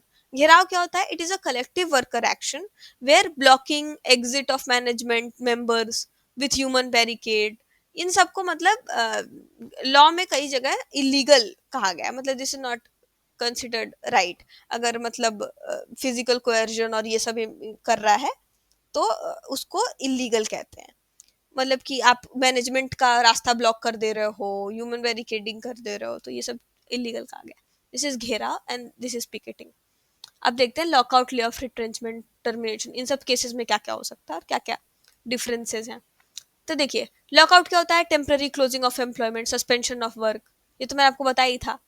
और ले ऑफ क्या होता है, देखिए, lay off and retrenchment, it applies to non seasonal industrial establishment. Non seasonal में नहीं, हम यहाँ पे नॉन सीजनल की बात कर रहे हैं, जो कि मतलब थोड़ी परमानेंट टाइप की चलती हैं, जो सीजन सीजन में ऐसे कम टाइम के लिए जो आती है, उनकी बात नहीं कर रहे हैं। और वो इंडस्ट्री जहाँ पे 50 से ज़्यादा वर्कमैन हो, है ना, तो उनकी वहां पे ही अप्लाई हो रहा है, ये जो भी प्रोविजन हम बात करेंगे। वहां पे नहीं होगा जहाँ पे भी सीजनल या इंटरमीडिएट स्टैब्लिशमेंट हो, या फिर 50 से कम वर्कर्स हो, यही सब। और it requires prior permission from government for closure, lay off और रिट्रेंचमेंट, कि जहाँ पे भी 50 से ज़्यादा वर्कमैन है और उसके साथ साथ वो नॉन सीजनल है इंडस्ट्री, तो इस केस में ये कुछ भी करने से पहले, ले ऑफ या रिट्रेंचमेंट करने से पहले, आपको गवर्नमेंट से परमिशन लेना पड़ेगा। और अगर विदाउट परमिशन लेते हो, तो आपको 1 मंथ का जेल या फिर 1,000 की फाइन भी देनी पड़ सकती है, ठीक है। और अगर आप नहीं माने तो उसको इलीगल कहा जाएगा, और अगर आप ऐसा कुछ किए तो आप कंपनसेशन देना पड़ेगा वर्कमैन को। और अगर आप मान लीजिए फिर से ले ऑफ कर दिया है आपने, और आपको फिर से री एम्प्लॉयमेंट करना है, तो आपको रिट्रेंच्ड वर्कमैन को हमेशा प्रेफरेंस देनी पड़ेगी, ये एक रूल है, ठीक है। और इंडस्ट्रियल डिस्प्यूट क्या क्या इंक्लूड करेगा, it will include dismissal, discharge, retrenchment, termination of work. मतलब इस सिचुएशन में, ले ऑफ रिट्रेंचमेंट के केस में, इंडस्ट्रियल डिस्प्यूट इन चीजों को बोलेंगे, ठीक है। तो ले ऑफ रिट्रेंचमेंट में देखिए अंतर क्या है, यही ले ऑफ मतलब कि टेम्पररी सेसेशन ऑफ वर्क, मतलब कि वो कहता है कि कोई वर्कर की मतलब फॉल्ट नहीं होती है, मतलब बस वो ये कहेगा कि हमारे पास टाइम वो नहीं है, काम नहीं है, या फिर हमारा मतलब लॉस चल रहा है, कुछ भी मतलब जिस भी वजह से, या रीजन ना देते हुए भी बस वो टेम्पररी अगर काम देना बंद कर दे तो ये ले ऑफ हो जाएगा। और retrenchment is when permanent workforce reduction कर दे, कि मतलब हम तुमको निकाल ही रहे हैं ऑफ इससे। तो दिस इज मतलब बस थोड़ी थोड़ी चीजें हैं, टेम्पररी परमानेंट का अंतर है, बाकी बहुत ज्यादा कुछ खास अंतर नहीं है। और कुछ कुछ सिमिलैरिटीज भी हैं कि रिड्यूस वर्कफोर्स करने के लिए करते हैं, फाइनेंशियल इश्यूज की वजह से करते हैं, दोनों को ही नोटिस, बेनिफिट्स, कंपनसेशन देना पड़ता है। ठीक है, अब देख लेते हैं कुछ कुछ इसमें टर्म्स हैं जो कि ज़रूरी हो जाती हैं समझनी। इसमें है कि एक होती है कंटिन्यूअस सर्विस, कि अब देखिए इसमें क्या है ना कि बहुत लोगों को, अगर आपको ले ऑफ कर रहा है एम्प्लॉयर, तो उसको आपको कुछ कंपनसेशन देना पड़ेगा। तो अब कंपनसेशन, अब मान लीजिए कि मैं कहीं एम्प्लॉयड हूँ लेकिन मैं जाती नहीं हूँ ऑफिस, मैं मैं ऐसे कोई रेगुलर जब काम नहीं कर रही हूँ, तो मुझे कंपनसेशन नहीं मिलेगा ना, मतलब देर हैज टू बी कि आप वहाँ के रेगुलर एम्प्लॉय हो, आप कंट्रीब्यूट कर रहे हो उस इंडस्ट्री में, तब तो आपको वहाँ के कंपनसेशन या फिर बेनिफिट्स या बहुत सारी चीज़ें मिलेंगी। तो आप देखोगे कि बहुत सारे जो मैटरनिटी बेनिफिट एक्ट टाइप की भी चीज़ें, हर एक्ट में एक ये प्रोविजन हमेशा होता है कि आपने कम से कम इतना दिन तो काम किया हो, तब तो आपको हम कंपनसेशन दें, तब तो हम आपको कोई भी बेनिफिट्स दें। तो देखिए इसमें क्या है कि इसीलिए होता है कि कंटिन्यूअस सर्विस आपने की है कि नहीं। अब कंटिन्यूअस सर्विस क्या होती है? Continuous service is uninterrupted service. उसमें ये नहीं है कि आपने लीव लिया है, या फिर आप सिक थे, या फिर लीगली कोई स्ट्राइक किया, लॉकआउट किया, तो इन सबको हम मतलब कहेंगे कि ठीक है, वो भी अनइंटरप्टेड सर्विस है। ऐसा नहीं है कि आप लीव लिए थे या फिर लीगली स्ट्राइक पे गए थे तो उसको हम कहेंगे नहीं नहीं, तुम तो कंटिन्यूअस सर्विस नहीं करते हो, वो ठीक है, वो उसमें कोई गलती नहीं है। दिस इज अनइंटरप्टेड सर्विस, इसी को हम कंटिन्यूअस सर्विस बोलेंगे। अब इसका एक रूल है कि कितने दिन आप काम करोगे तो हम आपको कंटिन्यूअस सर्विस वाला व्यक्ति, वर्कर कहेंगे। तो देखो जनरल क्या है, इन जनरल आपको कम से कम 240 या 240 दिन से ज्यादा तो काम करना पड़ेगा, मतलब कम से कम इतनी तो अटेंडेंस हो आपकी, तब तो हम आपको कहिए कि चलो आप कंटिन्यूअस सर्विस वाले बंदे हो। या अगर आप माइन में काम करते हो ना, तो अंडरग्राउंड माइन वाले लोग 190 दिन भी आ रहे हैं तो हम उनको कंटिन्यूअस सर्विस कहेंगे। क्या समझे आप, कि 12 महीने में कम से कम मुझे 240 दिन जाना होगा, तब मैं कही जाऊंगी कि ठीक है मैं एक कंटिन्यूअस सर्विस वाली वर्कर हूँ। या फिर अगर मैं माइन में काम कर रही हूँ तो कम से कम 190 डेज। ये चीजें याद कर लीजिए, इन्हीं को मिलेगा कंपनसेशन। इससे कम वाले मतलब बहुत इरेगुलर लोग हैं उनको नहीं मिलेगा। और ये सब तो पता ही है कि मैंने बताया कि लीव वगैरह और ये सब तो इंक्लूड होता है, उसमें कोई दिक्कत नहीं है, वो लेते हो तो अलाउड है, उसको हम छुट्टी काउंट नहीं करेंगे। ले ऑफ कंपनसेशन क्या है कि अब देखिए, अब ले ऑफ अगर मान मान लीजिए कर दिया वर्कर ने किसी भी कारण से, अगर कर दिया, तो अब उसको क्या करना पड़ेगा, कितना कंपनसेशन देना पड़ेगा, तो जितना भी उसका बेसिक वेज प्लस डीए था उसका 50% देना पड़ेगा। समझ गए आप, कि मैं अगर आज ले ऑफ करती हूँ तो सबसे पहले तो वो कंटिन्यूअस सर्विस वाला हो, ये तो अजम्पशन मान के चलिए, सबको नहीं, कम से कम आप रेगुलर व्यक्ति तो हो, तब मैं आपको 50% of basic veg plus DA दूंगी। दिस इज समथिंग कंपल्सरी, ये एम्प्लॉयर को देना पड़ेगा। आप निकाल रहे हो यार किसी को, आप किसी को कह रहे हो कि अब तुम्हारी काम नहीं है, आपको उसको देना पड़ेगा ना पैसा, कम से कम वो इतने दिन कैसे खर्चा चलाएगा। इसीलिए ये पीवाईक्यू है कि कितना देना पड़ेगा, तो 50% of basic veg plus dearness allowance. अब देखिए इनमें वो लोग इंक्लूडेड नहीं है जो कैजुअल होंगे या फिर बदली वर्कर्स होंगे। अभी ठीक है, ये एक्सेप्शन याद कर लीजिए, बहुत जरूरी नहीं है। और वीकली हॉलीडेज को एक्सक्लूड किया जाएगा, ठीक है, ये बहुत जरूरी नहीं है। हाँ, और देखिए अब इसमें भी एग्जेम्पशन है सबको, और कुछ कुछ लोग हैं जिनको नहीं देंगे कंपनसेशन, कुछ कुछ सिचुएशन में। किसको नहीं देंगे? जो रिफ्यूज कर दिया suitable alternate employment with in 5 month. अरे भैया, अगर मेरे पास काम नहीं था, हम आपसे बोले कि चलो यार मेरे पास तो काम नहीं है, मेरा थोड़ा अभी मंदी और वो चल रहा है, हम तुमको क्या करते हैं कि मेरा एक दोस्त है 5 माइल के अंदर अंतर ही उसका एक इंडस्ट्री है, तुम वहां जाके काम कर लो, को नहीं हम नहीं करेंगे, तब नहीं मिलेगा कंपनसेशन। कंपनसेशन आपको वो कह रहा है कि हम निकाल रहे हैं तो आपको जॉब तो दे रहे हैं ना कहीं और, लेकिन आप चौड़ में मना कर दिए, तब नहीं मिलेगा कंपनसेशन। या फिर आपको बुलाया गया कि आओ हम आपसे कुछ बात करनी है, आप आए ही नहीं, आप रिपोर्ट ही नहीं हुए जब आपको बुलाया गया नोटिस देके, तब भी आपको कंपनसेशन नहीं मिलेगा। या फिर कहीं भी मतलब स्ट्राइक या स्लो डाउन चल रहा है, उसकी वजह से अगर ले ऑफ होता है तब भी आपको कंपनसेशन नहीं मिलेगा। ठीक है, कुछ कुछ एग्जेम्पशन तो हर केस में होंगे। चलो, और एम्प्लॉयर की ड्यूटी होती है कि वो मतलब वो ऐसे रोल नंबर और ये सब मेंटेन करके रखे और अटेंडेंस मार्किंग वगैरह डेली करते रहे, ठीक है, ये एम्प्लॉयर की ड्यूटीज होती हैं। अब रिट्रेंचमेंट में क्या कंपनसेशन है, ये तो हमने ले ऑफ में देख लिया। अब देखिए रिट्रेंचमेंट में क्या है कि पहले तो एक एक साल से ज्यादा आपकी कंटिन्यूअस सर्विस हो, है ना, एक साल से ज्यादा आपने कंटिन्यूअस मतलब एक साल में तो आपने 240 दिन किया हो, उसके आगे भी हो, मतलब एक साल से ज्यादा, एक साल या एक साल से ज्यादा आपकी कंटिन्यूअस सर्विस हो। और अमाउंट क्या होगा, तो 15 डेज एवरेज वेज पे इनटू कंप्लीटेड ईयर्स। ये देखिए ये ना कुछ कुछ इसके वो भी आए हैं, मेरे ख्याल से न्यूमेरिकल्स भी आए थे। अब आपको दे देगा कि जो भी मेरा था, मेरा जो भी एवरेज पे था, तो मेरे 15 डे का एवरेज पे निकाला जाएगा कि 15 डे का इसका एवरेज पे क्या होगा, जितनी भी मेरी सैलरी होगी इनटू कितना साल मैंने उस इंडस्ट्री को दिया है ना। तो उसको हम लिख देंगे। और अगर मान लीजिए मैंने कहीं पे 7 महीने काम किए हैं, तो मेरा 1 ईयर काउंट होगा।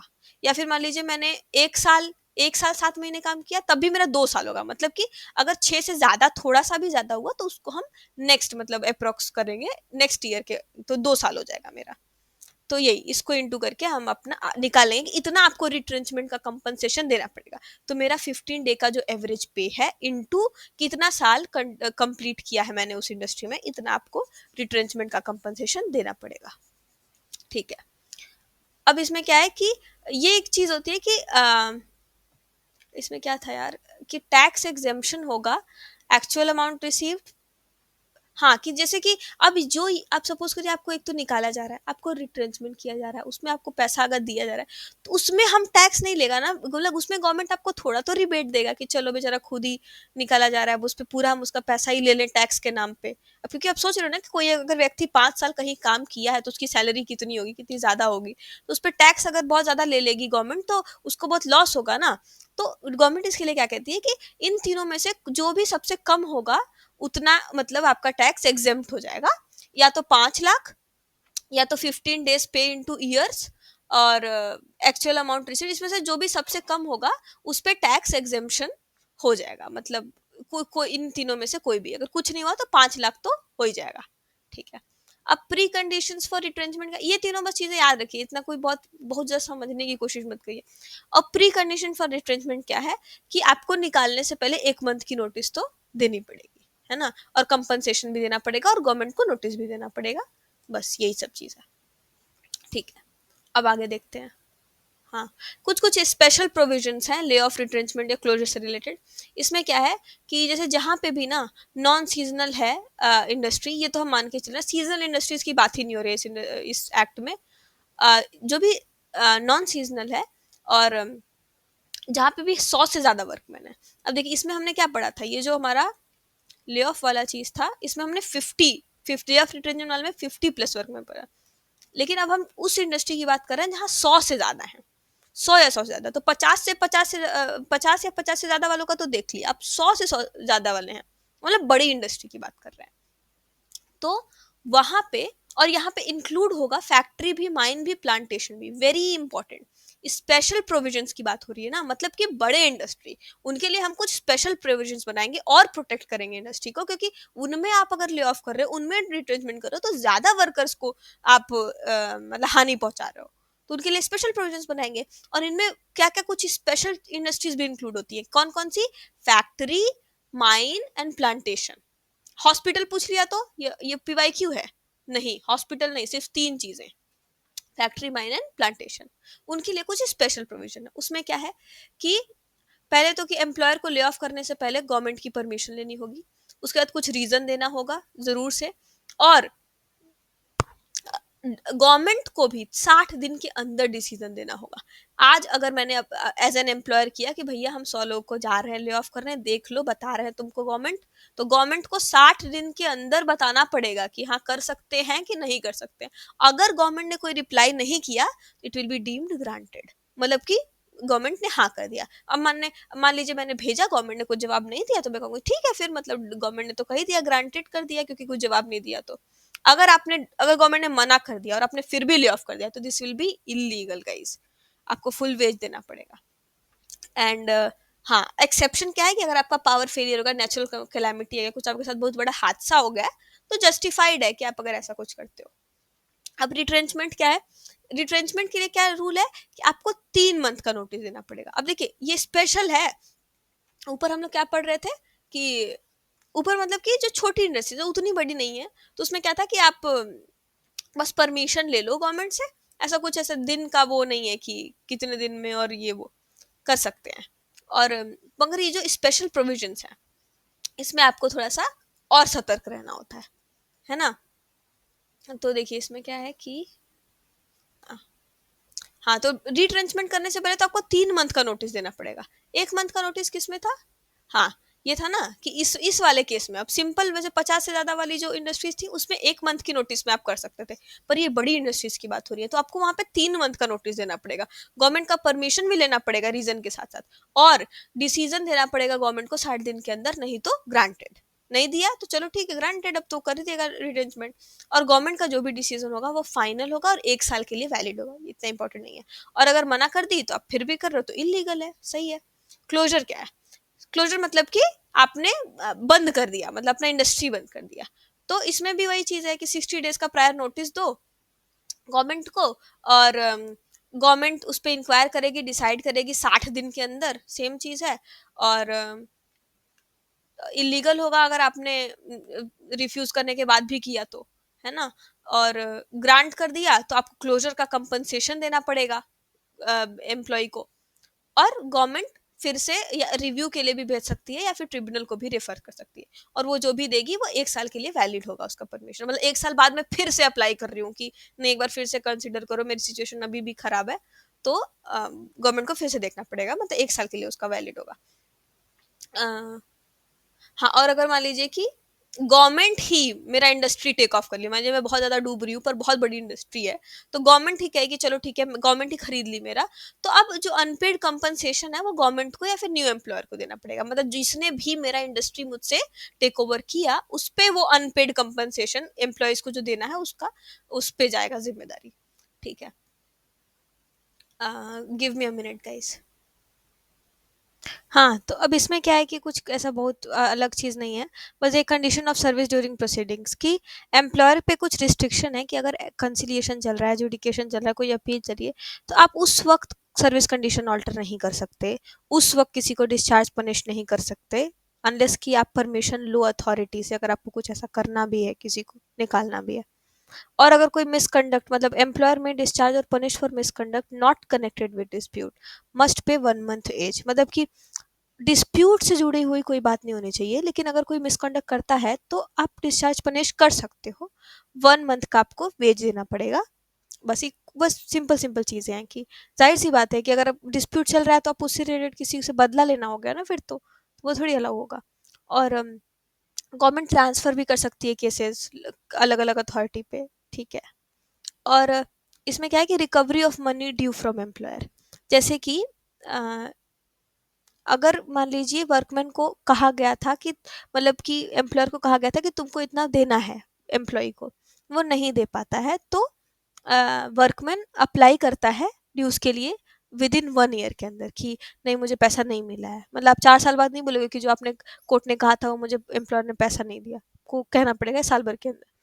और फिर वो गवर्नमेंट जो होगी वो इशू करेगी कलेक्टर को, और कलेक्टर चाहे तो लैंड रेवेन्यू के जो, मतलब वो होते हैं एरियर्स होते हैं, उससे भी रिकवर किया जा सकता है, मतलब उससे भी देना। अगर मान एम्प्लॉयर नहीं दे पाया, कुछ भी कारण हो, मर गया, बंद हो गया इंडस्ट्री, तो गवर्नमेंट को देना पड़ेगा ये कलेक्टर के थ्रू, ठीक है। और मॉनेटरी वैल्यू पे कोई अगर डिस्प्यूट है तो वो लेबर कोर्ट को रेफर होगी, और कोर्ट कमिश्नर को अपॉइंट कर सकता है ताकि वो रिपोर्ट देके कुछ एविडेंस वगैरह दे। से बहुत सिंपल सिंपल चीज़ें हैं, बस ये एक्ट में थी इसलिए मैंने बता दिया। अब देखिए, no court can take cognizance unless complain by और with sanction of appropriate government. इसका क्या मतलब है कि जैसे कि अगर कोई ऑफेंस भी हुआ है ना, तो कोई भी कोर्ट खुद से कॉग्निजेंस इसकी नहीं ले सकती अनलेस कि गवर्नमेंट के सैंक्शन से, या उसके, या तो कंप्लेंट बाई और with sanction of appropriate government है। कि मैं एज एन एम्प्लॉय अगर कहती हूँ कि मेरे साथ ये कुछ ऑफेंस, मतलब मेरे साथ कुछ गलत हुआ है, तो इस चीज़ का जो कंप्लेन होगा मुझे अप्रोप्रिएट गवर्नमेंट का सैंक्शन होना चाहिए कि हाँ गवर्नमेंट भी मेरे बात पे अग्री कर रही है, या फिर गवर्नमेंट कह रही है कि हाँ ये कंप्लेन होना चाहिए, तभी होगा, सिर्फ मेरे कहने से नहीं होगा। और आज ऑफेंस हुआ तो 6 महीने के अंदर मुझे फाइल करना होगा, ये भी एक रूल है। ठीक है, छोटी छोटी चीज़ें हैं, ये बहुत ज़रूरी नहीं है। अब देखिए रिप्रेजेंटेशन ऑफ पार्टीज क्या है कि अगर वर्कमैन है तो कौन कौन उसको रिप्रेजेंट कर सकता है। अरे ट्रेड यूनियन कर सकता है, फेडरेशन का ऑफिसर कर सकता है, वर्कमैन खुद कर सकता है, एम्प्लॉयर है तो उसका एसोसिएशन कर सकता है, वो खुद कर सकता है, लीगल प्रैक्टिशनर्स भी मतलब होते हैं, अगर चाहे, अगर मतलब अथॉरिटी अलाउ करे तो वो भी हो सकते हैं। अब देखिए अगर मान लीजिए कोई क्वेश्चन अराइज होता है कि क्या है इस सेटलमेंट का ये अर्थ, इसका क्या अर्थ है, तो ट्रिब्यूनल को गवर्नमेंट रेफर कर सकती है क्लैरिफिकेशन के लिए। और जो भी ट्रिब्यूनल का डिसीजन होगा उसको जो ओरिजिनल था सेट अवार्ड उसका भी पार्ट बना दिया जाएगा कि हाँ ठीक है ये क्लैरिफाइड चीज़ जो उसने कहा है इसको भी ऐड कर दो, बस। अब देखो शेड्यूल 5 क्या था, अनफेयर लेबर प्रैक्टिसेस। तो क्या क्या चीज़ें हैं जो एम्प्लॉयर की जिसको हम अनफेयर लेबर प्रैक्टिस कहेंगे, तो ये सारी चीज़ें, refusal to bargain collectively, victimisation, discrimination, जो भी ये बस चीज़ें आपको एक बार पढ़नी है कि क्या क्या एम्प्लॉयर की चीज़ों को हम अनफेयर कहेंगे, क्या क्या वर्कमैन की चीज़ों को कहेंगे। इसको बस आपको पढ़ना, ये पूछा जा सकता है क्या ये है नहीं है, तो आप इसको ज़रूर पढ़ लीजिएगा। मैं इसको रीड भी नहीं कर रही हूँ क्योंकि I don't think it's important कि मैं हर चीज़ बताऊँ, बहुत ईजी चीज़ें हैं। आप एक बार पढ़ लेंगे तो आपको क्लियर हो जाएगा कि हाँ क्या क्या इलीगल है, मतलब अनफेयर है, लेबर प्रैक्टिस है। अब देखिए government must publish award with in 30 days of receipt and award enforceable after 30 days of publication. मतलब कि आज अगर अवार्ड निकला तो गवर्नमेंट को उसको 30 दिन के अंदर कैसे भी पब्लिश कराना होगा कि ऑफिस ठीक है ये कोर्ट ने कह दिया है यही है फाइनल अवार्ड। और वो जो भी अवार्ड होगा उस 30 दिन के मतलब बाद ही मतलब पब्लिश होने के 30 दिन के बाद वो इफेक्ट में आएगा। तो आज अवार्ड अगर दिया कोर्ट ने तो उसके 30 दिन के बाद गवर्नमेंट ने उसको क्या किया, पब्लिश किया, पब्लिश होने के अगेन 30 days आफ्टर वो क्या होगा, इफेक्ट में आएगा, इन्फोर्सेबल होगा मतलब। ठीक है, और जो भी होगा ये बाइंडिंग होगा हर पार्टीज पे, उसके सक्सेसर्स पे, वर्कमैन पे। गवर्नमेंट रिजेक्ट मॉडिफाई अगर करना चाहती है तो उसको 30 days 90 days के विद इन करना होगा। ये ऊपर भी हमने पढ़ा था, ये रिपीट हो रही है चीज़ें। Duration of awards and settlement, तो बस वही बात है, सेटलमेंट है तो 6 महीने के अंदर करो। और इफ वांट टू टर्मिनेट तो उसको 2 मंथ की नोटिस के बाद करो, ये तो सिंपल सी चीज़ है। और अवार्ड के केस में क्या है कि 1 साल तक वो चलेगा, गवर्नमेंट चाहे तो 3 साल तक एक्सटेंड कर सकती है ना। और अगर टर्मिनेट करना चाहते हो तो 2 मंथ की नोटिस के बाद करो, वही चीज़ है सेम। और चेंज इन सर्विस कंडीशन क्या है कि आपको अगर सर्विस कंडीशन बदलना है ना, कि आप अगर कोई किसी भी तरह का सर्विस कंडीशन की आवर्स ऑफ वर्क बदलने हैं, लीव हॉलीडेज बदलने हैं, तो आपको 21 दिन का नोटिस पहले देना पड़ेगा, उसके बाद ही वो चेंजेस हो पाएंगे। मतलब एक दिन अचानक से आप उठोगे और कहोगे चेंज, तो नहीं होगा। और इन सारे ये हैं सर्विस कंडीशन जिसपे कि आपको प्रायर नोटिस देनी पड़ेगी, यही मैं कह रही थी, 4 शेड्यूल वाली जो बात मैं कह रही थी यही है। इन इन चीज़ों पे आप कर सकते हो। ठीक है, और ये कुछ अमेंडमेंट्स हैं, बहुत ज़रूरी नहीं है, जो भी होता है वो इंक्लूड हो ही जाता है कि कुछ शेड्यूल 5 इंट्रोड्यूस हुआ जिसमें अनफेयर लेबर प्रैक्टिस की बात हुई, ये बस पढ़ लीजिएगा। 1982 अमेंडमेंट से क्या क्या आया, अनफेयर लेबर प्रैक्टिस आया, इंडस्ट्री की डेफिनेशन अमेंड हुई, ब्रॉडर हुई, और वही अनफेयर लेबर प्रैक्टिस मेन। और 1971 में क्या था कि प्रायर गवर्नमेंट परमिशन चाहिए, मैंडेटरी है, अगर ले ऑफ कर रहे हो, रिटेनमेंट कर रहे हो, क्लोजर कर रहे हो उन इंडस्ट्रीज में जहाँ 100 से ज़्यादा वर्कमैन है। ठीक है, अब देखिए ये आईआर कोड जो है ना, अब देखिए इंडस्ट्रियल डिस्प्यूट एक्ट तो पुराना है, या फिर ट्रेड यूनियन एक्ट भी पुराना है, अब इन सबको रिप्लेस करके एक इंडस्ट्रियल रिलेशंस कोड आ चुका है 2020 में। उसमें क्या है कि बहुत सारी चीज़ें बदली गई हैं, ये हम जब आईआर कोड पढ़ेंगे तब पढ़ेंगे, लेकिन अभी मैं आपको बता देती हूँ कि ये जो तीनों एक्ट हैं, इंडस्ट्रियल डिस्प्यूट, ट्रेड यूनियन, और एक जो हम आगे पढ़ेंगे क्या था, standing orders act, Indian employment industrial employment standing orders act, ये तीनों को अब सबमर्ज कर दिया गया है आईआर कोड के अंदर। इसमें क्या था कि जो ले ऑफ का थ्रेशोल्ड था वो 100 वर्कर्स का था, अब इसको 300 वर्कर्स मतलब कर दिया गया है। पहले मतलब 100, पहले क्या था कि 100 से ज्यादा होंगे तब आपको, अब 300 से ज्यादा होंगे तब। और स्टैंडिंग ऑर्डर्स मैंडेटरी हैं, ये अगले एक्ट में पढ़ोगे आप लोग, कि जहाँ पे भी 100 से ज्यादा वर्कर थे वहां पे मैंडेटरी था स्टैंडिंग ऑर्डर, अब 300 हो गया है। पहले क्या था, conciliation, labour court, tribunal, conciliation होता था फिर लेबर कोर्ट और ट्रिब्यूनल के पास जाता था। अब क्या है कि अपीलेट मैकेनिज्म भी है, इंडस्ट्रियल ट्रिब्यूनल भी आ चुका है 2 मेंबर्स का, वो सब हम लोग आगे देखेंगे।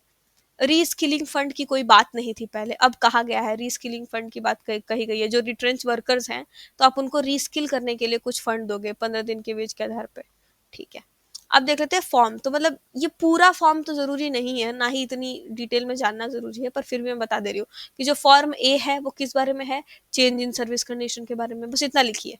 ये तो हमने पढ़ा ही है कि 21 दिन का देना होगा, 21 दिन पहले देना होगा, पढ़ी हुई चीजें हैं सब। देखिए बहुत सारी चीजें अब रिपीट होंगी क्योंकि एक्ट हमारा हो चुका है मेजर मेजर। फॉर्म बी क्या है, स्ट्राइक करना है तो नोटिस का वो फॉर्म बी है।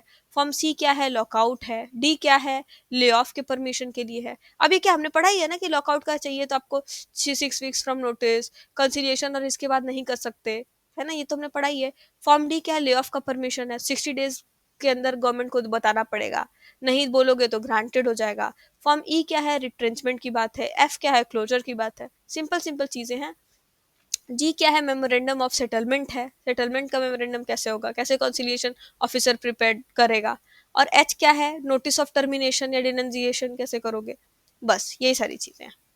फॉर्म्स का लिख लीजिएगा आप सिंपल सिंपल एक एक शब्द में। डिस्चार्ज डिसमिसल के बाद में जान देते हैं। डिस्चार्ज किसको कहेंगे, अगर टर्मिनेट हुए इनकैपेसिटी या इल हेल्थ के वजह से, है ना, मतलब मैंने कुछ गलत ऐसा मिसकंडक्ट नहीं किया था, बस मैं काम नहीं कर पा रही हूँ ठीक से, या फिर मेरी हेल्थ बहुत ज़्यादा खराब है, तब मुझे डिस्चार्ज कर दिया जाएगा। डिसमिसल कब होता है, आप डिसमिस कब होते हो, जब आप कुछ मिसकंडक्ट करते हो, है ना, मैंने कुछ ऐसा अनफेयर लेबर प्रैक्टिस टाइप की चीज़ें की या फिर ऐसे कुछ गलत मिसकंडक्ट किया है, तब मैं डिसमिसल होगा। अदरवाइज इनकेपेसिटी की वजह से इट इज डिस्चार्ज। तो थोड़ा शब्दों का खेल है, समझिएगा, इन दोनों में अंतर जरूरी है। और हाँ, जब भी डिसमिसल करना होता है तो कम से कम 3 दिन आपको दिया जाएगा एक्सप्लेन करने के लिए, क्योंकि मिसकॉन्डक्ट है ना, अब ये तो बहुत मतलब आपको फंसाया भी जा सकता है कि नहीं नहीं इसने कुछ किया है, कोई और फंसा भी, तो आपको कम से कम 3 दिन का मौका देना पड़ेगा एम्प्लॉयर को आपको एक्सप्लेन करने के लिए। मिसकॉन्डक्ट में क्या क्या आएगा, मिसकॉन्डक्ट इज जैसे कि यही, आपने कोई रिकॉर्ड टेम्पर किया, इसका आरोप आप पे लगा है, या फिर जो भी मतलब थेफ्ट है, ब्राइबरी है, डिसऑर्डरली बिहेवियर है, बस एक बार देख लीजिए, एग्जाम्पल्स हैं ये। ठीक है, तो मैंने ये एक्ट मेजरली अब डन है। अब इसके बाद मैंने जो भी इंक्लूड किया है ये इसलिए इंक्लूड किया ताकि आपको आसानी हो रिवाइज करने में।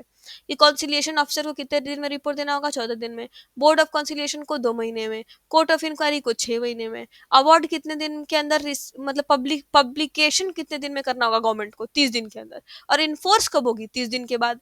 कब तक वैलिड, अवार्ड कितने दिन तक वैलिड होगी, 1 साल तक, है ना, यही सब तो हमने ऊपर पढ़ा है। गवर्नमेंट का डिसीजन कितने दिन में गवर्नमेंट को डिसीजन देना पड़ेगा एम्प्लॉयर को, 60 दिन के अंदर, कि आज एम्प्लॉयर ने कहा तो 60 दिन के अंदर बताओ कि ले ऑफ करूं कि ना करूं। रिट्रेंचमेंट का नोटिस यही है, एक तो है 1 मंथ का, एक 3 मंथ का। 1 मंथ का किस केस में, 50 वर्कर से ज्यादा वाले इंडस्ट्री में। 3 मंथ का किस में, 100 वर्कर से ज्यादा वाले इंडस्ट्री में। अब देख रहे होंगे, आपको खुद ही याद होने लगा होगा। टर्मिनेशन आपको करना है सेटलमेंट का, तो 2 मंथ के विद इन। और अपील पीरियड क्या है, अपील आप कितने देर में कर सकते हो, तो 30 से 60 दिन के भीतर। हाँ ठीक है। अथॉरिटीज एंड फंक्शंस, वही वर्क्स कमेटी में कौन कौन था, देखिए मैंने जो ऊपर जो भी चीजें हमने पढ़ी है उसको मैंने शॉर्ट में कर दिया है। वर्क्स कमेटी में कौन कौन होता है, इसका क्या फंक्शन है, और कंसिलिएशन ऑफिसर गवर्नमेंट अपॉइंट करेगी। बोर्ड ऑफ कंसिलिएशन में क्या होगा, 2 मंथ के अंदर इनको रिपोर्ट देना होगा। कोर्ट ऑफ इंक्वायरी एक या इंडिपेंडेंट इन्वेस्टिगेशन करेगा, ये एडजुडिकेशन नहीं करेगा, है ना। से लेबर कोर्ट क्या होता है, एक ही ऑफिसर होता है सेकंड शेड्यूल के मैटर्स पे। इंडस्ट्रियल ट्रिब्यूनल क्या होता है, सेकंड एंड थर्ड शेड्यूल के मैटर्स पे, मेनली थर्ड ही। यही सब है बस। आर्बिट्रेटर कौन होता है, जो वॉलेंटरी आर्बिट्रेशन करेगा और उसका अवार्ड बाइंडिंग होगा। ठीक है। और स्टेजेस क्या है डिस्प्यूट के, तो देखिए आप कभी भी ऐसे अचानक से उठ के नहीं कहोगे कि हम सीधे एडजुडिकेशन के पास ही जाएंगे। आपको पहले वर्क्स कमेटी और मतलब पहले कॉन्सिलिएशन का रास्ता, प्रिवेंशन का रास्ता, फिर एडजुडिकेशन, फिर फाइनल, जब ये मतलब ये वही चीज़ है जो हमने ऊपर पढ़ा है ना, कि ये नहीं होगा तो ये होगा, इसके बाद ये होगा, इसके बाद ये होगा, ये फाइनल यहाँ तक सेटलमेंट और अवार्ड बाइंडिंग हो जाएगा, यहाँ तक का दिया हुआ है। ये देखिए, ये ना पूरा फ्लो कैसे होगा। डिस्प्यूट होगा, फिर कॉन्सिलिएशन करोगे, फिर रिपोर्ट फेल होगा, फिर गवर्नमेंट को रेफर करोगे, फिर वो एडजुडिकेट के लिए भेजेगी लेबर कोर्ट ट्रिब्यूनल के पास, यही सब। अब क्या क्या डिस्प्यूट होते हैं, कुछ कुछ देखिए, इकोनॉमिक डिस्प्यूट्स होते हैं जो फाइनेंशियल इंटाइटलमेंट से जुड़े होंगे, जैसे वेजेस, बोनस, ये सब। नॉन इकोनॉमिक डिस्प्यूट जैसे conduct, recognition, work norms, discipline, ये सब नॉन इकोनॉमिक हो गया। ले ऑफ रिट्रेंचमेंट, क्लोजर का मैंने बता ही दिया है। क्लोजर बस, ले ऑफ रिट्रेंचमेंट तो बता ही था, क्लोजर जान लीजिए, जो परमानेंट बंद हो जाए, बिजनेस ही बंद हो जाए, बस। कॉन्सिलिएशन और एजुडिकेशन पता ही है। कॉन्सिलिएशन के केस में हम मीडिएट करके सॉल्व करेंगे, एजुडिकेशन जो होगा वो जुडिशियल होगा, इसमें सेटलमेंट होगा, इसमें अवार्ड होगा, ये म्यूचुअल अग्रीमेंट होगा, ये बाइंडिंग होगा।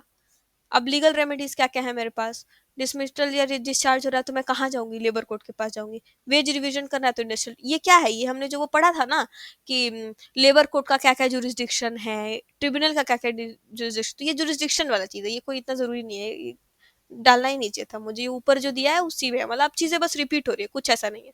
अब इंपॉर्टेंट डेटा कुछ कुछ देख लीजिए। स्ट्राइक का अगर नोटिस आपको देना है तो 6 वीक, 6 वीक पहले दो, रिट्रेंचमेंट का 1 मंथ, सेम चीज, एवरीथिंग इज गेटिंग रिपीटेड। कुछ कुछ चीजें और जान लीजिए, ये जो मैंने लिखा है ना, जो ग्रीन से लिखा है वो पीवाईक्यू है, कि सर्विस कंडीशन के 21 दिन।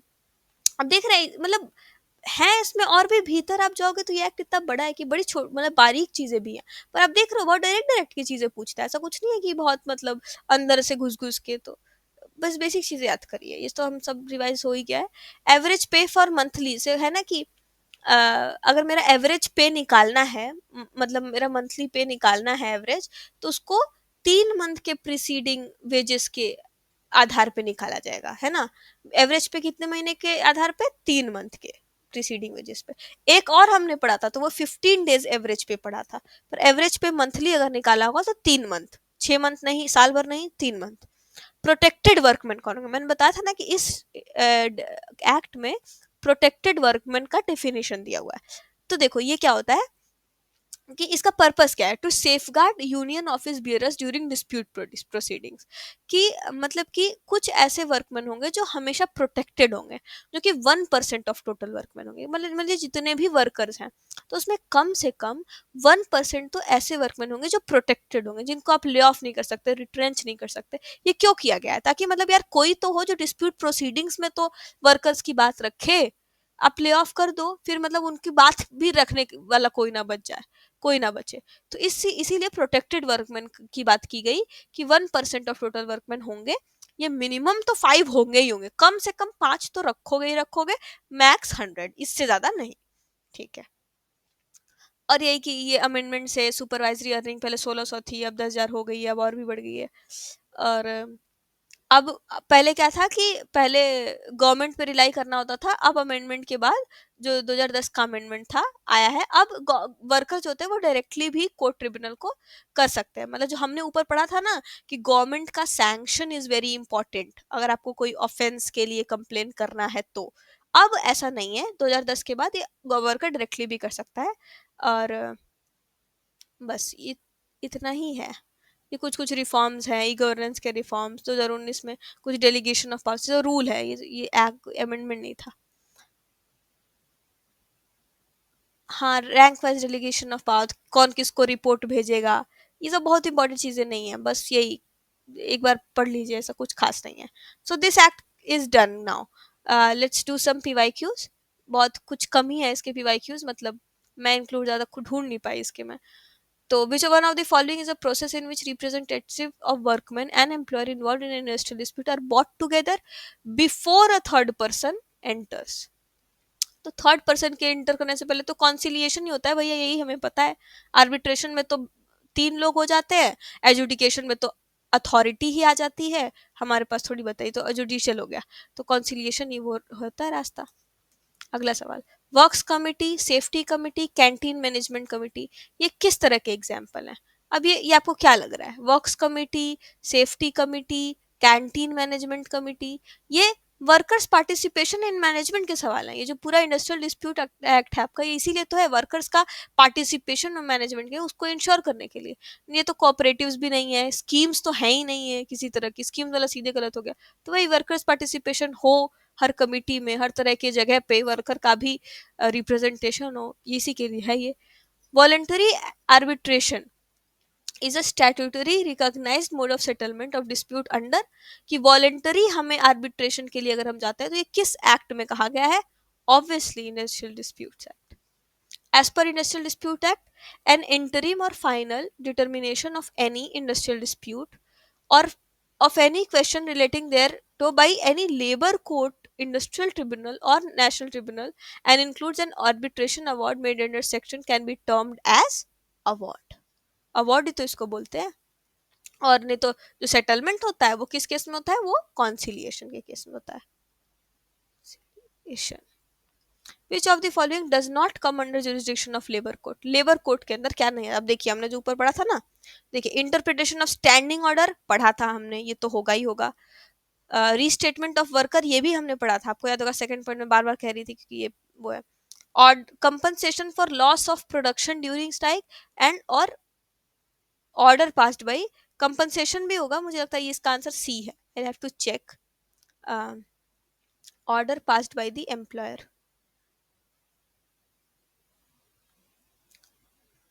jurisdiction of labor court।